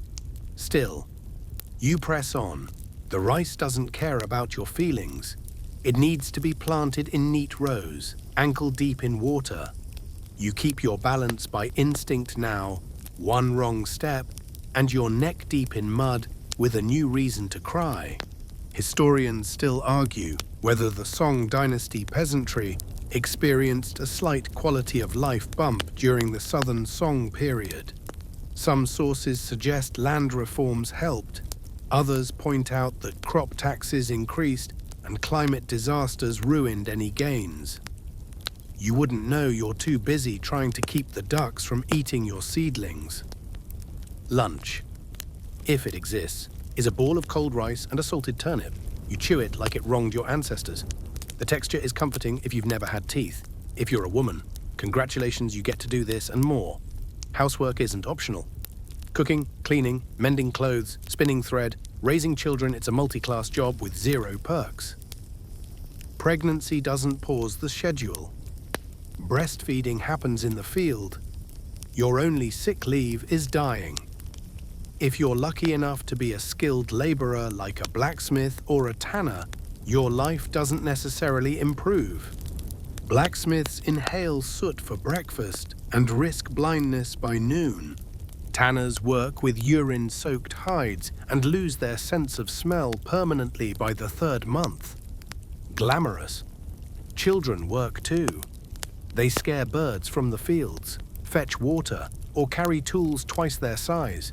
School exists if you're rich. Your kid learns from mud and blisters. And rest days, that's adorable. Nature doesn't take weekends. Rain only means you're wet. The emperor doesn't send emails, but if he did, they'd all say rice better be ready. A quirky detail, some peasants train cormorants to fish. The birds wear little neck rings to stop them from swallowing their catch. It's oddly efficient and deeply humiliating for both bird and man. As the day ends, your hands are clawed, your knees are buckling, and your soul has filed a formal complaint. You trudge home under the faint light of an oil lamp. Dinner is more rice. Maybe a vegetable, maybe not. Your kids fall asleep mid-chew. You're not far behind. You lay back on the mat, the ceiling blurs. You've moved thousands of times today, and gotten nowhere. In the Song dynasty, hard work isn't a path to success, it's the wallpaper of your existence. And you, my friend, are stuck in the mural. Sleep offers no real rest. By the time you close your eyes, you're already anticipating the next assault this time. From the weather. The Song dynasty doesn't care about your thermostat preferences. It gives you seasons, in the most violent sense of the word. You get sweltering summers that melt thought, and bone-snapping winters that make you beg for fire that you probably can't afford. Let's begin with summer. You wake up drenched, not from dreams, but from sweat your own and everyone else's. The interior of your shack is basically a convection oven without the luxury of roasted chicken. Your walls are thin. Your roof leaks light, heat, and the occasional mosquito battalion. There is no fan, no air conditioning, not even a paper fan. Unless you're wealthy. Your only cooling system is your ability to hallucinate cold weather. You wrap a damp cloth around your neck, and for a moment, just a moment, it feels like you're still alive. Your work clothes, made of thick hemp or coarse cotton, were never meant for July. You wear them anyway because you have no other choice. The sweat darkens them in patches, then spreads until they cling to you like moldy armor. You stink. Everyone stinks. And no one talks about it. There's no room for shame in this level of collective misery. Insects treat your body like a buffet. Mosquitoes stab, flies patrol, and lice move in like they own the deed. You scratch, then scratch again, and still again. Your skin becomes a war zone. It's personal now. Then winter arrives like a bad ex-cold, uninvited, and impossible to ignore. Your shack offers as much insulation as an origami tent. Wind crawls in through every crack. Your breath fogs the air inside. Your fingers go numb as you pull your single threadbare blanket tighter. That blanket, by the way, is shared with your spouse, your child, and maybe your mother-in-law, who mumbles folk prayers in her sleep. You spoon for warmth until you realize someone peed the bed. Again. The urine has frozen into a crisp little surprise. Shoes, if you have any. They're made of straw and dissolve faster than your resolve. Socks are theoretical. Your feet crack. Your skin splits. You try warming your hands over a cooking fire, but the fuel is limited. Dried dung only burns so long. Eventually, you give up and wrap your hands in your sleeves, your medieval version of survival mode. Historians still argue whether average Song peasants adapted better to seasonal extremes than their counterparts in the Tang dynasty. Some point to advances in architecture and layered clothing among the upper classes. You don't see it. All you know is, your bones hurt and your ceiling drips. Fun fact, people in higher-ranking positions sometimes kept ice houses to store winter ice for summer use. It was considered a luxury. Meanwhile, you can barely store rice without rats starting a jazz band in your attic. The worst part, it's not just the discomfort, it's the waiting.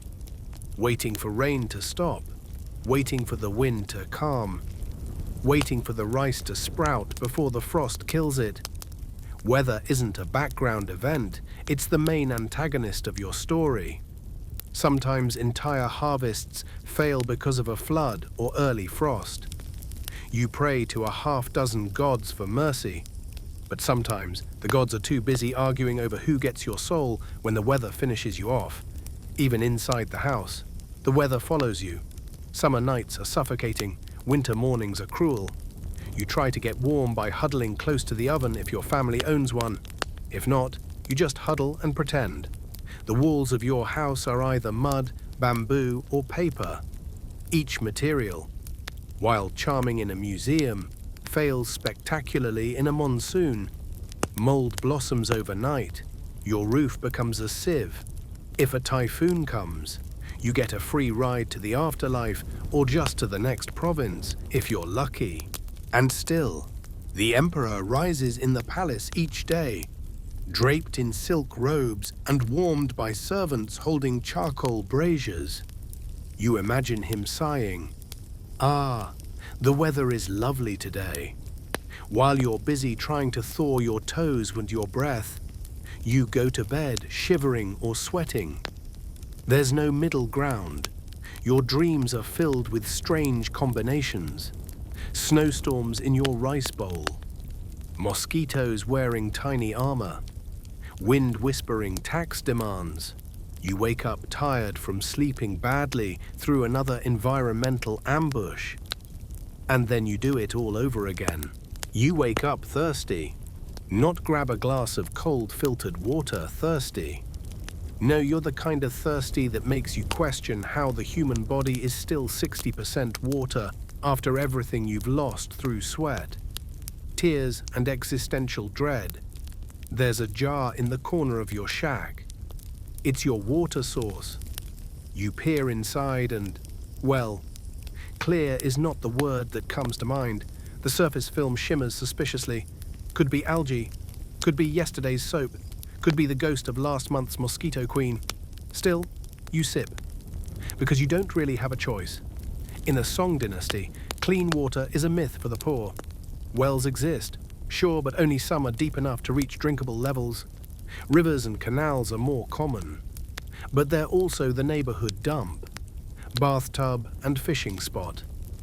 Think of it as a multi-use fluid, with multi-species consequences. And here's the kicker, bathing is not your go-to health practice. Not because people don't want to be clean. They do. But they also believe that opening your pores with warm water makes you vulnerable to illness. So if you ever feel like indulging in a relaxing soak, just remember it might kill you. Bathing is rare, ceremonial, and often tied to festivals or special events. Maybe once a week if you're rich, once a month if you're lucky, once a season if you're honest. To do it, you heat water in a massive pot, mix it with cold water in a wooden basin, and then scoop it over yourself while crouching in a corner. It's a delicate dance of not freezing, not spilling, and not alerting your neighbors that you're trying to be fancy. Soap, not the foamy. Lavender-scented stuff from aisle 7. You're using lye. Or maybe fermented rice husks if you're feeling bougie. It cleans you. Sort of. Mostly it just rearranges the dirt. Historians still argue whether hygiene practices in the Song dynasty represented a cultural regression or a form of microbial resilience. In truth, you may be too dehydrated to care. Diseases, though they love this setup. Dysentery, typhoid, cholera, everybody's invited, even worms. Yes, literal parasites, intestinal guests that never RSVP but always show up. You drink, and they move in. Your stomach gurgles like a cursed cauldron. You wonder if you've caught something, or if it's just the boiled turnip from dinner staging a coup. Here's a quirky twist.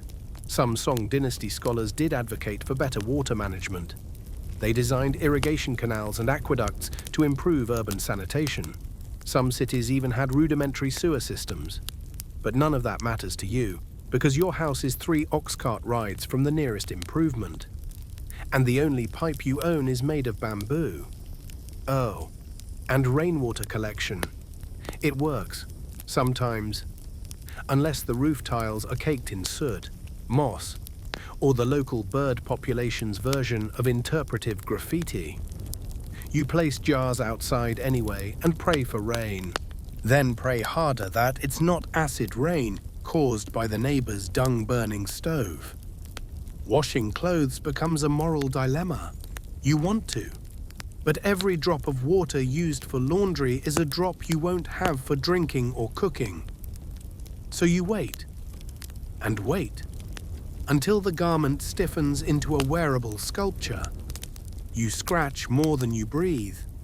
Your scalp itches, your back itches. You develop a 6th sense for crawling sensations. Are they real? Are they imagined? It doesn't matter, you're scratching either way. Your neighbors don't fare much better. The communal water source is a slurry of gossip, eels, and someone's laundry from last week. No one complains. Complaining requires a hydrated throat. And still, you dream of waterfalls, cold, fresh waterfalls pouring into basins of stone, flowing through fingers free of cracks and sores. In the dream, you laugh, you splash, you drink without dying. Then you wake up to the smell of boiled water and burnt rice. You dip a ladle into the same jar as yesterday and sip. Slightly greener than usual. Delicious. And now, as the final candle burns low in your mind's memory palace, let's gently step away from the mildew-soaked tatami mats and the watery roulette of Song dynasty hydration. Let your breath slow. Let your thoughts unravel like the threadbare sleeves of the well-worn robe. You've done enough trudging for one night through sloshy alleys and gut-rumbling despair, through straw beds and itchy kimonos, through meals that could double as building materials and baths that might as well be biohazards. The world of a millennium ago doesn't need you anymore. It's dark, damp, and frankly exhausted from existing.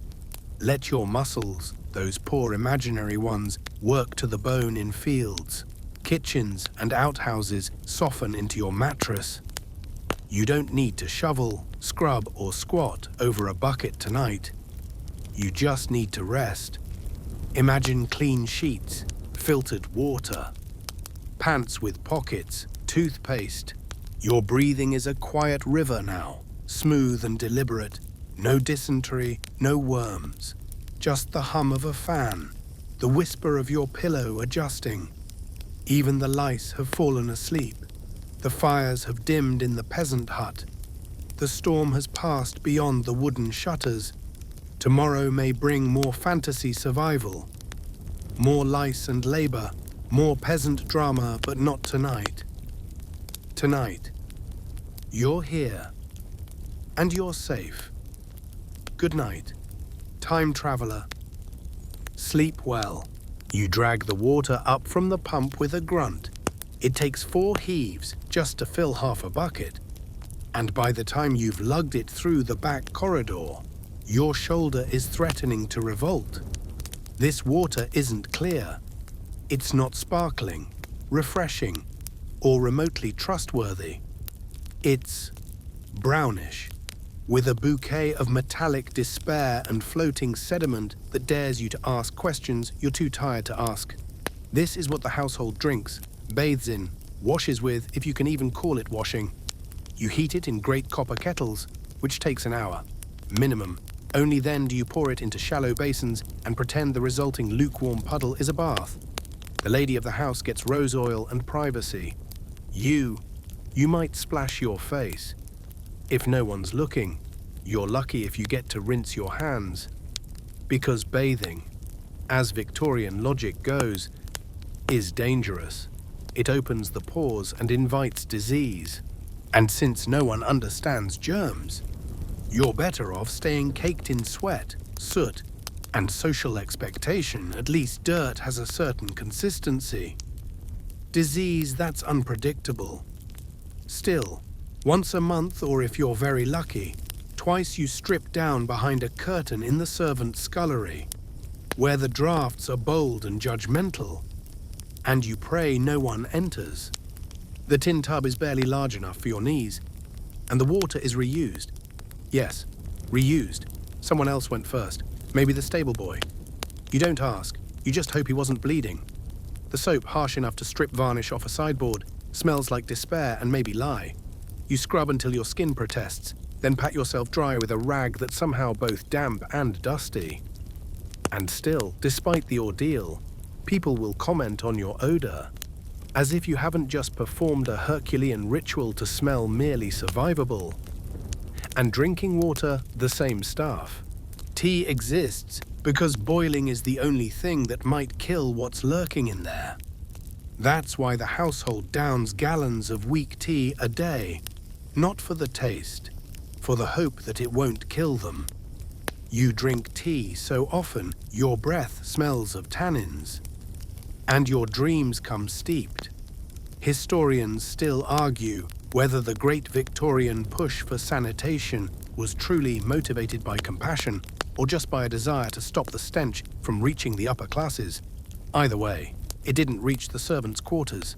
You, dear listener, remain in the front lines of bacterial roulette. You've seen what happens when the water goes wrong.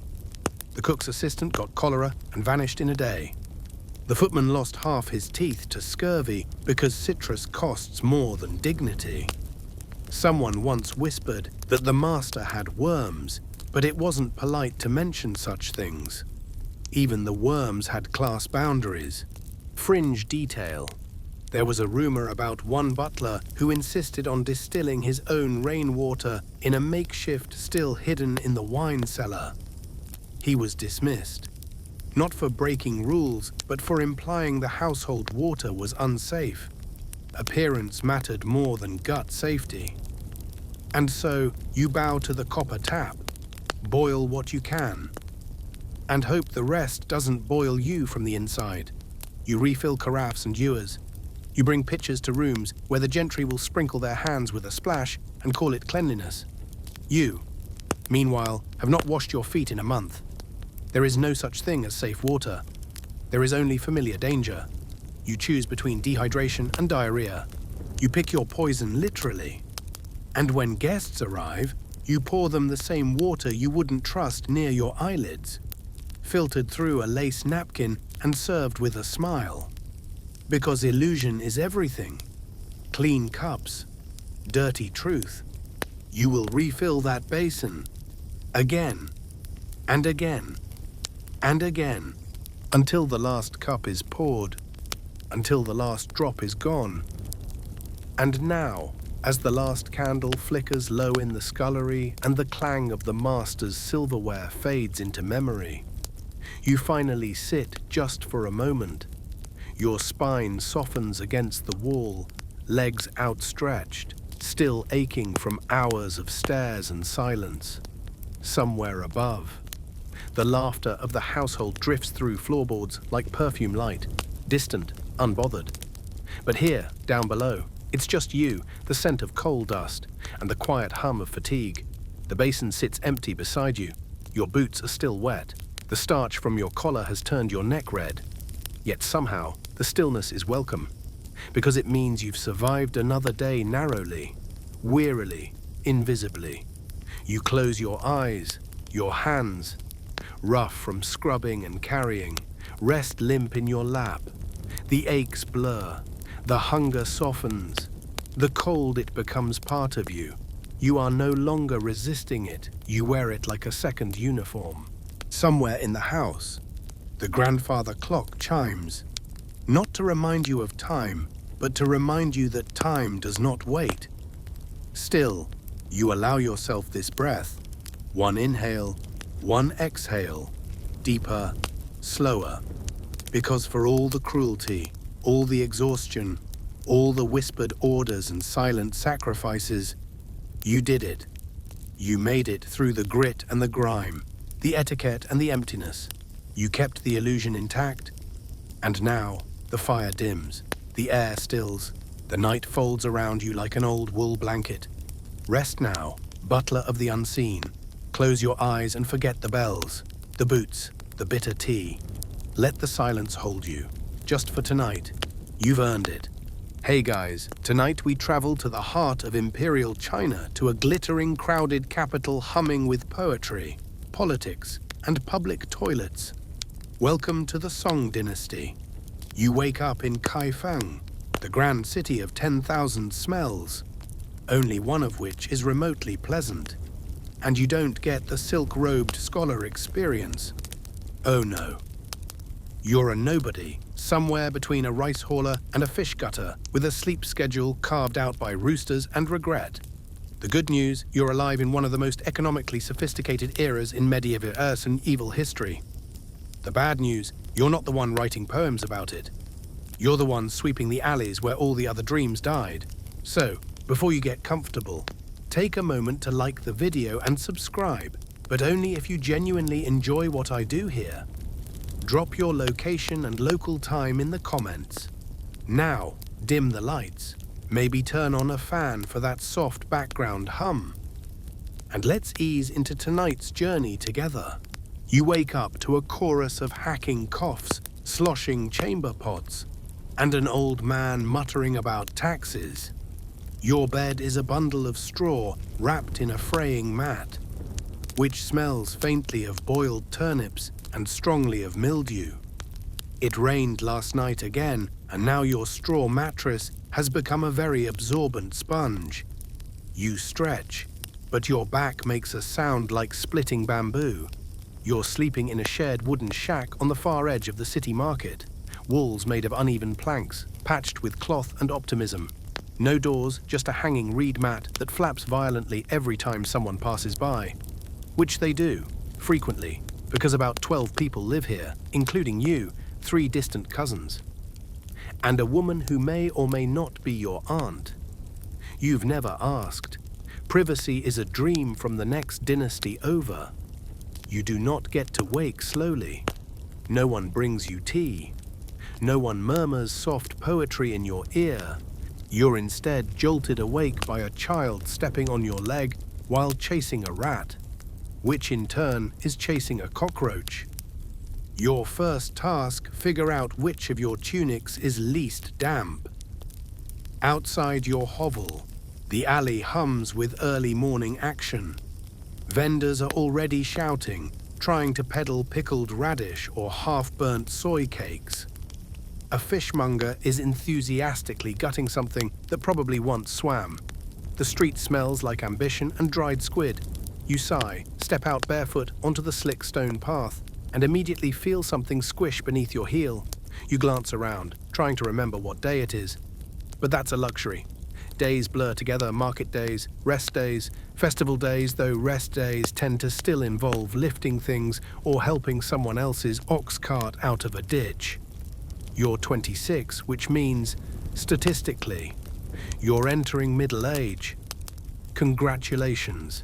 You've got about 2 decades to go if the water doesn't get you first. Historians still argue whether Kaifeng's dense population made it a marvel of urban planning or a fire hazard with plumbing. The city has over 1 million people, crammed together with impressive markets, soaring temples, and infrastructure that absolutely does not include enough fresh water or personal space. In the Song dynasty, sleep isn't something you cherish, it's something you wrestle. Between the straw lice, the wheezing neighbor, the roosters that crow 4 hours early, and the frequent nighttime fires that everyone collectively pretends aren't their problem, you're lucky if you average 4 uninterrupted hours. And that's on a good night, which this wasn't. There are silk-covered pillows in this world. Yours is a balled-up rice sack.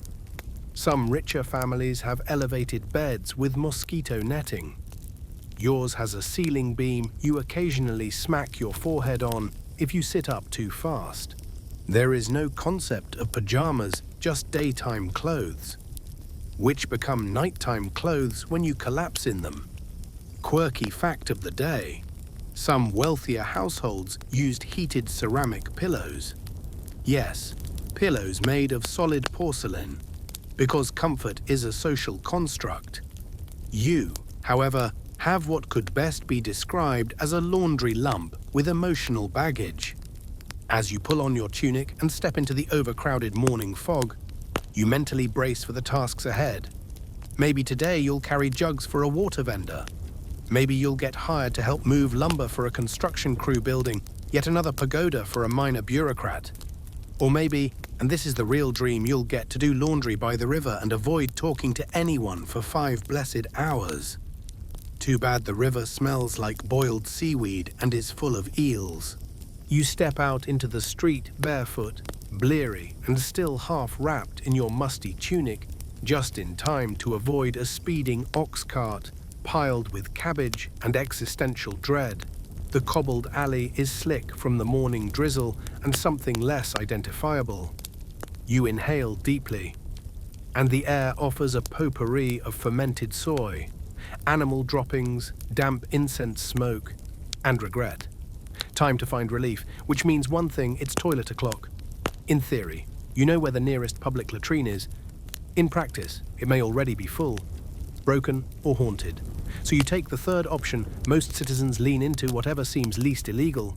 Behind a bakery, under a stairwell, in a clay bucket tucked behind the rice merchant's stall, all viable candidates. Sanitation in the Song dynasty is a patchwork of optimism, confusion, and buckets. In cities like Kaifeng and Hangzhou, public toilets do technically exist, but let's not get ahead of ourselves. They are community affairs, wooden stalls built over open pits, often shared between dozens of residents, with no dividing walls to shield you from direct eye contact.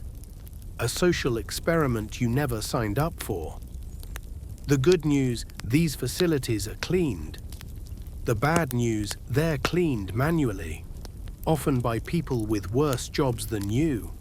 Someone, usually a lower caste laborer, has the privilege of scooping out the accumulated sentiments and dumping it in cesspits or nearby farmland. Yes, human waste was repurposed as fertilizer. You are literally part of the local food chain. The smell is not something you get used to, it's something that gets used to you. Like an unwanted perfume that seeps into your pores and follows you around for days. And because everything is made of wood and humidity is ever present, rot becomes an architectural feature. There's no such thing as toilet paper, of course. Instead, you may find bits of cloth, scrap bamboo sticks, yes. Really, or if you're lucky, sand, water, or ash. It's a choose-your-own disaster situation, and none of the options offer closure. You squat. You try not to inhale through your nose. And you make mental promises to become a monk, a recluse, or a tree. Something, anything. That doesn't require this kind of humbling ritual several times a day. Historians still argue whether the Song dynasty's rudimentary sewage system was ahead of its time, or just a cleverly disguised environmental crime. If you're of a higher class, say, a merchant or a government scribe, you might have a private chamber pot at home. Made of ceramic, perhaps. Emptied by someone else. Must be nice.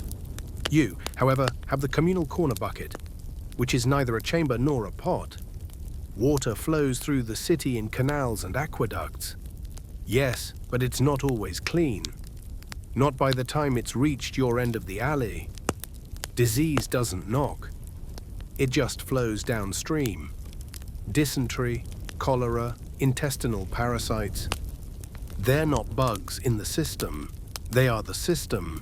Some people bathe after toilet visits. You don't have that luxury. Baths are scheduled, social, and often optional.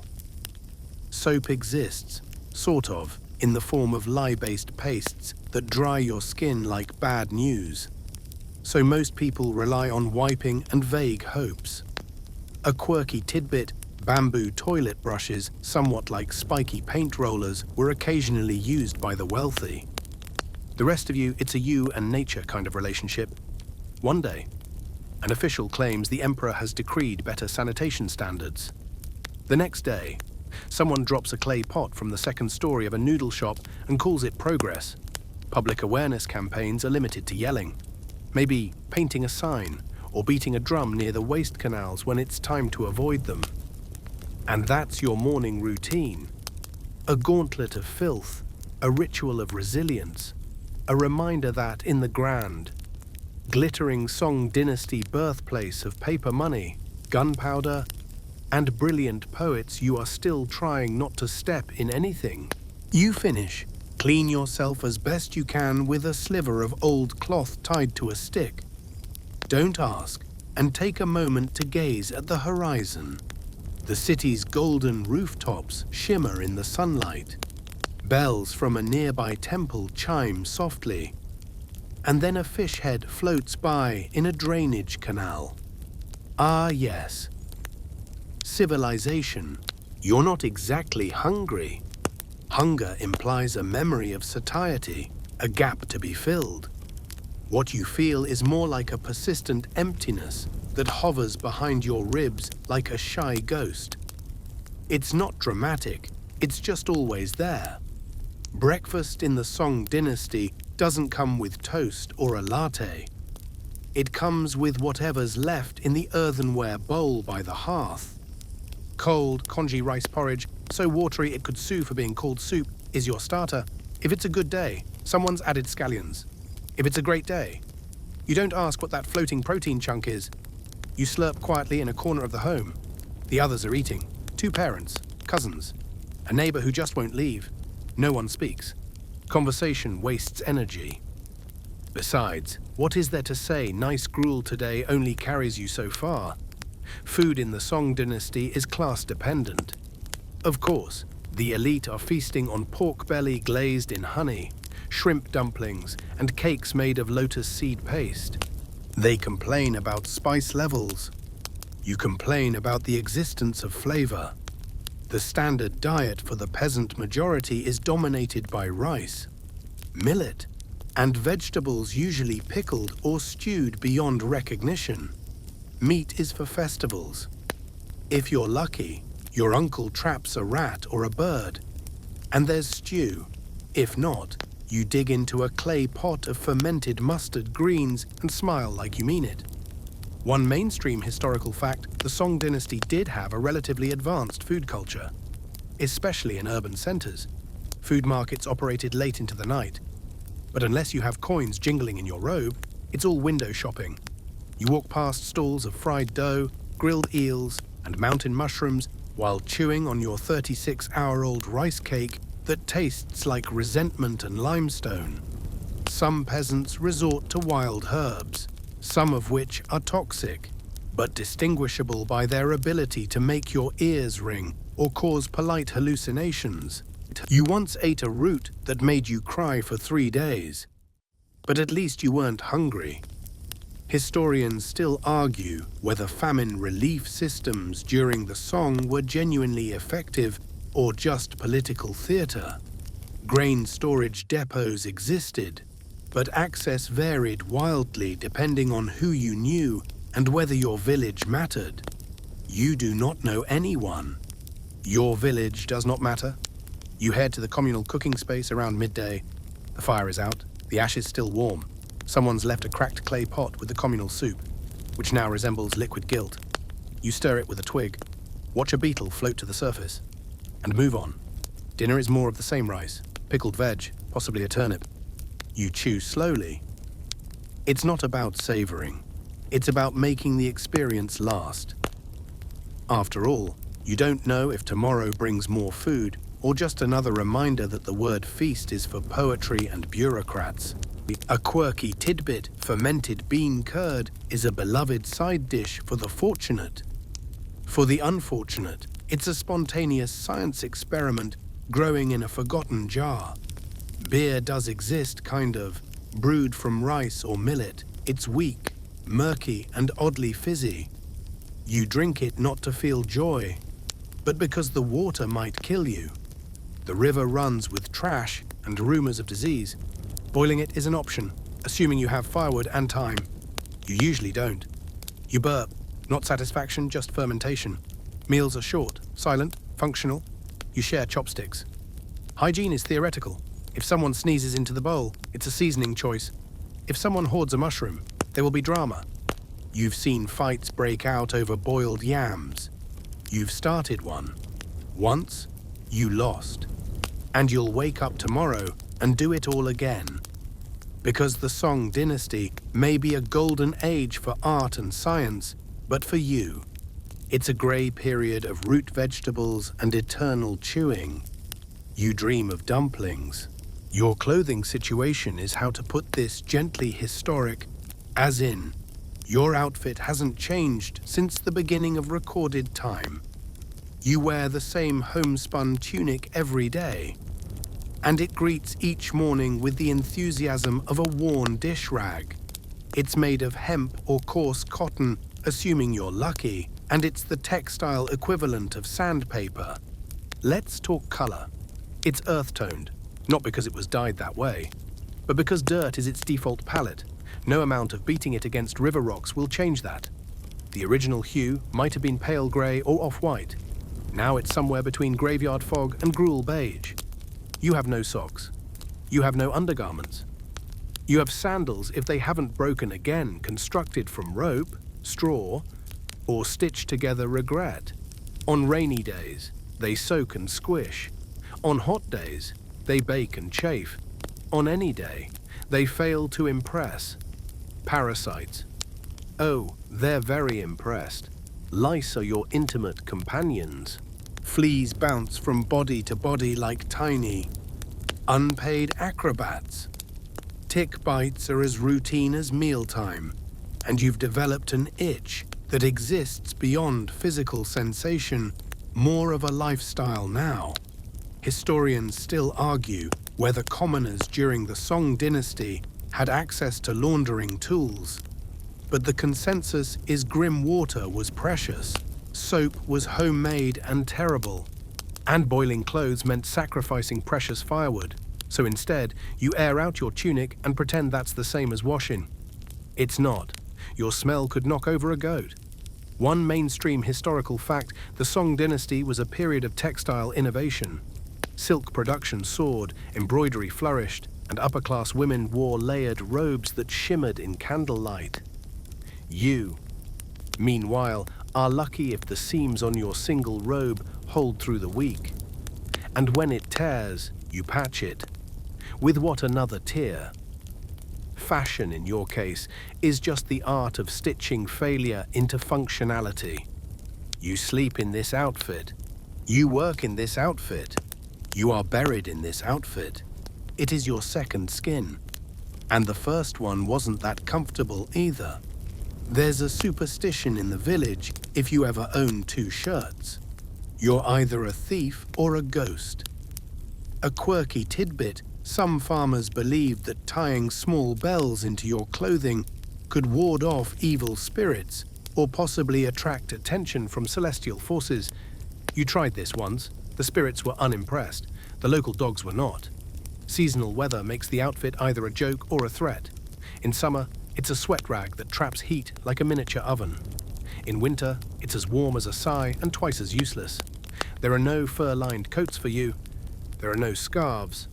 There are only layers of optimism and shivering And while elite families debate whether to wear song brocade or Tang-style collars for the upcoming tea banquet, you debate whether a rope can double as a belt and whether that suspicious tear near your hip is socially acceptable or a sign you're descending into madness. You glance at a passing merchant in town. His vest has buttons. You fantasize about buttons for hours. And let's not forget ceremonial dress. On festival days, you might wear your best robe, which is just your usual robe turned inside out and brushed with rice flour to cover stains. Congratulations, you are now festive. Body image is not a trend. There are no mirrors. Your only reflection is the oily shimmer on a puddle, and you look like a rice ghost in it. Your hair is tied back with twine, or let loose to frighten children. Shampoo, try ash water and finger scratching. Conditioner rain, if it happens. Yet somehow, no one else seems better off. There's a collective humility to it all. Everyone stinks. Everyone's itchy. Fashion is just an ongoing group project in survival and mutual delusion. The robe rides up as you squat to light the hearth. Your knees are permanently smudged with soot. Your sleeves catch in everything. Your dignity evaporated 3 seasons ago. And still, every morning, you fold your ragged tunic at the foot of your mat with a kind of reverence. Because it may not be fine, it may not be fragrant, and it may not be flattering, but it's yours. And in the Song dynasty, that's about as stylish as it gets.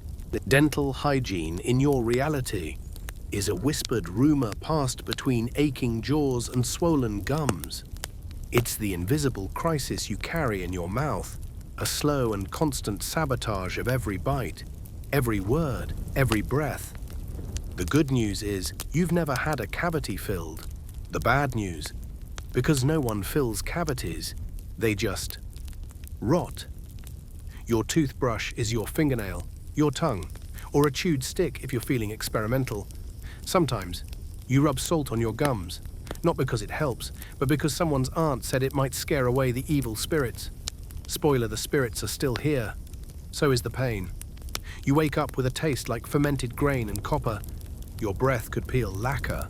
You chew slowly, not because of etiquette, but because your molar cracked last week, and now every grain of rice feels like a pebble. The phrase "eat your feelings" does not apply. Your feelings hurt too much. Mainstream historical fact during the Song dynasty. Chinese medical texts included some herbal treatments for toothaches, like clove or cinnamon-based concoctions. But guess what? You don't have access to a physician, or cloves, or luck. You've heard tales of wealthy people using powdered herbs to polish their teeth. You, however, would settle for not bleeding from the gums every morning. There's no dentist, no floss, no sweet little paper bib, just pliers if you're lucky. Otherwise, it's string, a door frame, and the collective wisdom of just yank it out. And yes, you've seen it done. A neighbor once had a molar pulled out with metal tongs. The entire village heard the scream. He passed out. When he woke up, he was missing the tooth, and also part of his dignity. A quirky tidbit, some believe chewing on willow bark helps numb pain. You tried that once. It worked for 10 minutes and then turned your stomach into a boiling pot of regret. Historians still argue whether average peasants had any regular dental routine at all. Some claim people used rough cloth to scrub teeth with salt or rice husk ash. Others believe most just ignored the problem until it screamed loud enough to interfere with work. In your case, it's screaming now. There's a girl in the village who no longer smiles. Her front tooth fell out mid-laugh during a harvest song. Now she hides her face behind her hand, as though shame is a shield. You understand, smiling feels like betrayal when your gums throb like war drums. You dream about biting into a plum. The skin splits, the juice runs down your chin. In the dream, it's bliss. In real life, it would be a death sentence. A cracked tooth. a festering wound, a fever that never breaks. The line between eating and infection is razor thin. You spit into the dust and notice blood. Just a little. But it's enough to remind you that your teeth are not companions. They're saboteurs. Each one is a tiny time bomb. And no one, not the gods, not the apothecary, not your grandmother's ghost knows how to defuse them. Someone once said, your mouth is the gateway to your health. In your case, it's more of a trap door. Every cough feels ominous. Every sore in your cheek could turn ugly. You've heard of a man who died because an abscessed tooth spread to his brain. You try not to think about it when the throbbing returns. And let's not forget the children. By age 6, they already have missing teeth, not from natural growth, but from decay. Their breath smells ancient. Their cries in the night are not nightmares, but nerve pain. And they learn early to fear the taste of cold water. You once tried rinsing with wine to dull the pain. It burned. It burned so badly you wept and laughed and screamed into your pillow. Then you did it again the next night. Because you were desperate. Because wine was cheaper than opium. Because pain is boring when it's constant, and sometimes you just want it to change. There's a superstition whispered in darker corners: if your tooth falls out during a dream, death is nearby. You've had that dream 3 times this month, so you chew slowly. You speak carefully. You never whistle anymore too many gaps. You accept that pain is the default setting. You learn to smile with your lips closed. And when someone else flashes their teeth, you flinch, because you know the price of every visible molar. You still have your front teeth, for now, but they're loose. You wiggle one sometimes with your tongue, wondering which day it'll betray you. The empire sings of progress, of paper money and painting scrolls and poetry that touches the heavens. But here in your jawbone, the past lives on, and it hurts. Labor begins before dawn. Technically, the sun has not consented to be awake yet, but your body has already committed to the suffering. Your hands grope through the dark for a hoe, a bucket, a basket, whatever tool today demands. It's not work. It's not even a job. It's a life sentence without parole. You don't remember when your back started hurting. Was it last week, last year, at birth? Doesn't matter. It hurts now. It will hurt later. It's the quiet drumbeat of your existence. The Song dynasty was a time of technological flourishing paper currency, compasses, chain pumps to raise water. But for you, the only chain is metaphorical, and it binds you to a rice paddy, ankle deep in mud, face deep in despair. The pump, you are the pump. You carry the water, you pour it, you hope it flows where it's supposed to, and when it doesn't, you swear quietly into your sleeve and do it again. Women, too, bear the brunt. Your wife has been squatting over the same fire pit since before your first child was born. She cooks, she weaves, she nurses, she scolds, she gathers kindling, and she wakes before you do because someone has to warm the leftovers before the men trudge out. Equality, in this system, means that everyone is equally miserable. Historians still argue whether the average peasant family in the Song dynasty had a slightly better standard of living than in prior eras, thanks to improved irrigation and crop rotation. But your body doesn't feel that improvement. It feels sweat and splinters and the terrifying intimacy of blisters that never fully close. The work never ends. In the dry season, you haul water and repair terraces. In the wet season, you pray the seedlings survive flooding and keep leeches from making a home between your toes. In the hungry season, you harvest what you can and hope bandits aren't harvesting it too. And your children, they work. There's no school, unless you count the school of hard rice. At 5, your daughter was scaring birds away from the millet fields with clappers. At 6, she was balancing bundles of reeds on her head like an underpaid deity. At 7, she burned her hand trying to help with charcoal. Childhood is not an age. It's a luxury. Your son spends the day at the forge, fanning flames for a blacksmith who forgets his name, but remembers to slap him when he stumbles. The blacksmith's name is Lou. You hate Lou. You're also grateful to him, because at least your son gets some rice.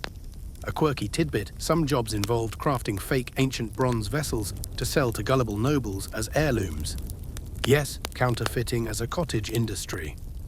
You'd try it. But forging a 2,000-year-old bronze urn takes more free time than you'll ever have. You're good at your trade, whatever it is. Maybe you make charcoal. Maybe you shape clay pots. Maybe you skin animals and tan hides until the smell clings to your marrow. Whatever your hands do, they've done it so often they move without asking permission from your brain. Lunch is not a break. It's a moment to chew while crouched beside a half-buried basket of tools. You eat quickly, squinting against the sun. Then you get back up. You always get back up. You sometimes fantasize about being a scholar, sitting indoors, writing elegant characters on smooth paper, sipping tea that hasn't been reused 4 times. But literacy is a distant planet, and you're stuck on the muddy one. Even if you learn to read, you just read tax demands and bad news. The taxes. Oh, the taxes. They come regardless of whether your crops did. And if you can't pay, then you pay in labor. Or rice. Or your daughter's silk embroidery. If she's talented, or if things get bad. Your daughter. You try not to think about that. There's no weekend. No rest day. No 5-day work week with a cute lunchbox and a mid-afternoon walk to decompress. You decompress by collapsing. And when sickness comes, there's no sick leave. You work with a cough. You work with a fever. You work with a dislocated thumb wrapped in pigskin because no one has time to reset it.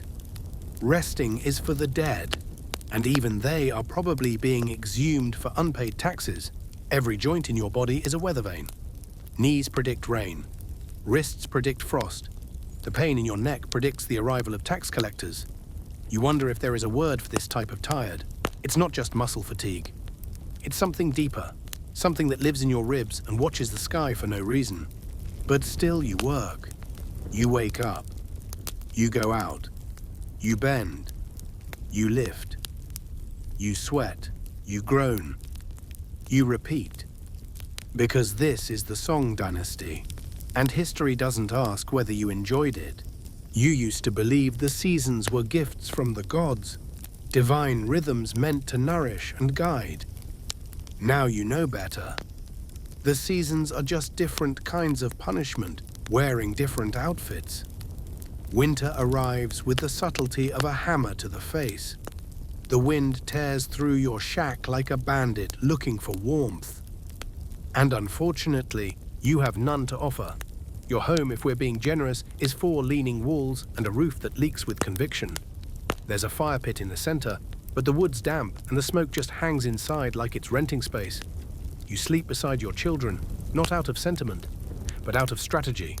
Body heat is your only real insulation. You huddle close, wrapped in your one blanket, which smells like mildew and failure. In the morning, you scrape frost off the inside of your bowl. Not your window, your bowl. Clothes. Let's talk about your clothes. They're made from a coarse hemp blend that could sand furniture. You've been wearing the same set since last spring. And by now, they've achieved sentience. They're stiff in the cold, sticky in the heat, and host to a bustling ecosystem of lice, which are the only creatures truly thriving in your home. Summer doesn't offer relief. It's just a different kind of torture. The air thickens into soup, and your lungs protest every breath. You sweat through your tunic before sunrise, and by midday, the fabric clings to you like a needy ghost. There is no fan, no breeze, no reprieve. You dream of ice, of lakes, of wind that isn't hostile. Instead, you get mosquitoes, sweat rashes, and the ever-present smell of other people suffering nearby. Mainstream historical facts say, Song dynasty homes for peasants were often made from wood, mud, and straw materials that offered little protection from temperature extremes. Meanwhile, the upper class could afford tiled roofs, brick walls, and sometimes even underfloor heating. But you don't live in that catalogue. A quirky tidbit in the heat of summer. People sometimes placed crushed bamboo on their bedding to cool the surface. You tried it once. It just made your bed feel like a porcupine. Historians still argue whether climate conditions during the Song dynasty encouraged technological advances or simply accelerated human misery. Either way, you've never seen a scholar sweating through their tunic while catching frogs in a flooded rice paddy. The insects, by the way, are unrelenting. Summer's orchestra includes flies that dive bomb your face, gnats that colonize your ears, and mosquitoes that treat your body like a buffet. You scratch so often your skin looks like a topographical map. You'd scream, but the energy cost isn't worth it. Spring is marginally better until it isn't. The flooding begins, the roads turn to mud, and everything molds. You once lost a sandal to the earth. Just gone, sucked in like it owed nature money. Autumn should be the golden season, a poetic time of harvest and calm. But for you, it's a countdown. Every leaf that falls is a reminder that winter is coming. And you still don't have enough firewood, or enough rice, or enough blankets, or hope. You've developed a sixth sense for weather. You can smell frost. You can hear humidity. Your joints have better forecasting skills than any monk with a calendar. This doesn't make you special. It makes you a survivor. Your roof is held down with rocks. Your windows are parchment, and on windy nights, they flap like wounded birds. You once tried to seal a draft with rice paste. It worked for 4 minutes. Then the mice ate it. You don't own a bed. You sleep on woven mats. In the summer, they're sticky. In the winter, they're stiff as bark. Your spine is a collection of bad decisions made by previous generations. Your neighbor once built a windbreak out of stacked firewood and reed mats. A gust blew it down. It took his outhouse with it.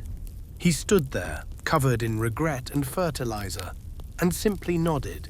He understood. And yet somehow, you endure.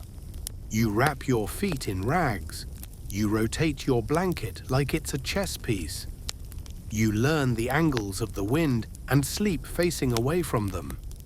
You become intimate with the texture of cold and the taste of heat. Every season brings a new version of yourself.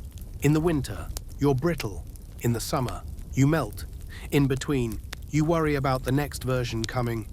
And as you lie awake sweating or shivering, or both, you think the world isn't cruel. It's just indifferent. And the weather is its most honest messenger. Word count 903. Water should be your friend. It should soothe, nourish, clean. But here in the Song dynasty countryside, water is a suspicious acquaintance, occasionally helpful, often treacherous, and never fully trustworthy. You start your morning by drinking something you insist on calling tea, though calling it warm leaf broth would be more accurate.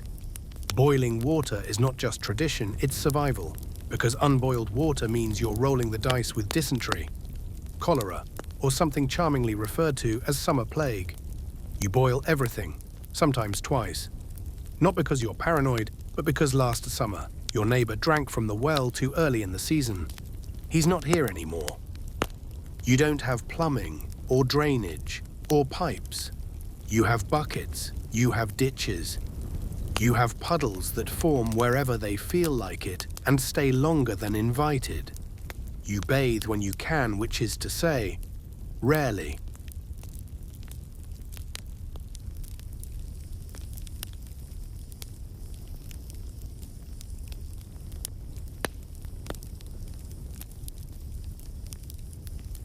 Bathing is a whole event, complete with preparation, ceremony, and mild existential dread.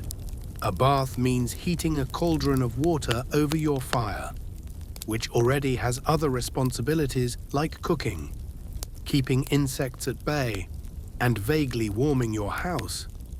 It takes hours. You pour the water into a wooden tub, which leaks unless you line it with cloth, and then you undress while praying no one walks by your curtain door. Privacy is a concept, not a reality. Historians still argue whether regular bathing was more common in the urban elite or just exaggerated in Song-era poems.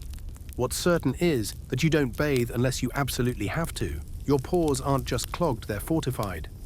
Washing too often is considered dangerous. Folk wisdom says it opens your body to disease, which, in fairness, seems to happen whether you bathe or not. You do own a rag. It's your all-purpose cleaning tool body. Bowl, baby. When you wipe your face, you try not to think of the last time it dried your feet. Clean water is fetched from a stream 2 hills away. You make the trip early, because by midday, the animals have muddied it, the kids have played in it, and some merchant's ox has blessed it with urine. It's a 2-hour round trip with 2 sloshing pails on a yoke. Every step is a splash. Every splash is wasted labor. A quirky tidbit, some wealthier households filtered water through sand and charcoal rudimentary. But better than nothing. You've considered doing the same, but your last charcoal batch was eaten by rats, and you haven't had wealthy household energy since. Well, never. There are wells in town, but they're communal and competitive. People guard their spot in line like it's the last ration of rice in a famine. There's shouting, shoving, and the occasional strategic elbow to the ribs. You once waited 3 hours just to be told the well was dry. Bathhouses exist if you're in a city and can afford the entry fee. They're places where steam mingles with gossip, where bodies soak in communal tubs and someone might steal your sandals while you're busy exfoliating with sand. In the countryside, your bathhouse is a bucket and a dream. Your kids rarely bathe, not because you don't care, but because clean water is for drinking. You spot clean them with spit, cloth, and desperation. Once a month on the full moon. If you're feeling poetic, you wash their hair. They hate it, they scream. But for a few minutes, they smell like not sweat. And then there's the rain. When it rains, your roof leaks. When it pours, your yard floods. When it floods, your latrine overflows, and suddenly the water is not so metaphorically full of disappointment. You learn to walk on tiptoe. You learn to pray for droughts with caveats. The idea of swimming for fun is as foreign to you as flying. Water is work. Water is threat. Water is never play. You once saw a painting of a noble child splashing in a pond. You laughed so hard you almost dropped your yoke. Parasites live in the water. So do dreams. And both will latch onto you and not let go. So you ration. You plan. You store what you can in cracked clay jars and hope your neighbor doesn't borrow it again. You boil, filter, and bribe your kids to drink slowly. You whisper sweet nothings to your pails. Because water is life. But in your world, it's also illness, expense, labor, and a daily gamble. And you're not a gambler, you're just thirsty. The water in the Song dynasty does not care about your plans. You rise before sunrise because, of course, you have to, but before food, before work, before even breathing properly, you need water. Water to drink. Water to rinse yesterday's labor from your skin. Water to stop being sticky from the inside out. And that's when the real fun begins. Because in the 12th century, water isn't a helpful friend, it's more like a chaotic relative who might save your life, or dissolve your intestines. The good news, you live in a time when advanced civil engineering is starting to sparkle. Some urban households actually have plumbing pipes, cisterns, even bamboo channels bringing water into upper-class homes. The bad news, you don't live in one of those homes. You live in the part of town where the well has a permanent smell. The nearby river is suspiciously warm, and the bucket you draw with has teeth marks from a rat that fell in last week. Still, you ladle up the day's ration with something like hope. Water is boiled, if you're lucky, strained through a bit of silk, if you're wealthier, otherwise. You take your chances. A few sips of unclean water and the roulette begins maybe nothing. Maybe mild cramps, maybe diarrhea so explosive the neighbors hear it through the paper-thin walls. Historians still argue whether the Song dynasty had a better handle on sanitation than previous dynasties. Some point to the public bathhouses and water drainage systems, others to the cholera-like epidemics and citywide stinks. Either way, your personal hygiene routine is a balancing act between ambition and microbes. Bathing, for example, is not an everyday affair. In elite circles, there are elaborate rituals involving scented water and silk towels. For you, it's a basin, a breeze, and maybe a cousin looking the other way. People warn against overbathing, claiming it opens your pores and invites bad humors. The result, you bathe cautiously, maybe once every 10 days. And when you do, it's a ceremony of boiling water, guarding your privacy, and hoping the frogs in the tub don't bite. Washing clothes follows the same logic: hard, risky, and often skipped. You might drag your garments down to the riverbank once a month, beat them against a stone while hoping no one walks off with your shirt, then hang them to dry in the humid, mildew-perfect air. The scent that returns is natural and permanent. Drinking water is a story all its own. You may boil it or mix it with powdered tea leaves, which sounds fancy, but is mostly practical, since tea helps disguise any unexpected flavors.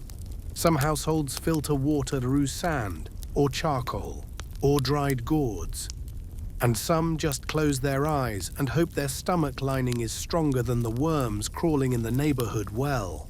In the countryside, access to clear streams can be a blessing, but animals bathe in them, people wash rice in them, and yes, toilets or the open concept that replaces them are often just upstream.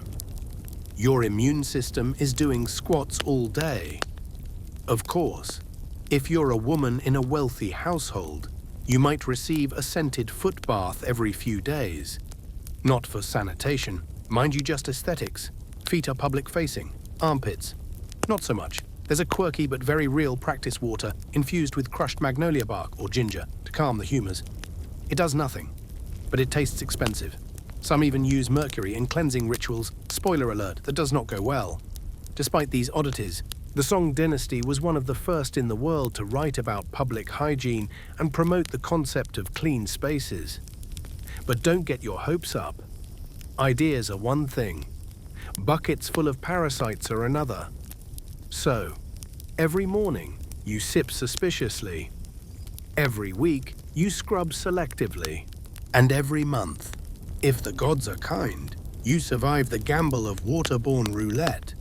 Because in the Song dynasty, water doesn't just sustain life, it tests your will to keep living it. But now, we step gently away from it all. You've slogged through fetid water, worn the same wool tunic for months, endured the crunch of bark-laced bread between rotting teeth, and barely survived the musical stylings of intestinal bacteria. You've lived as a forgotten thread in the vast tapestry of the Song dynasty, stretched thin by duty, drenched in sweat and clinging to life by the damp handle of a shared water bucket. And yet, you made it.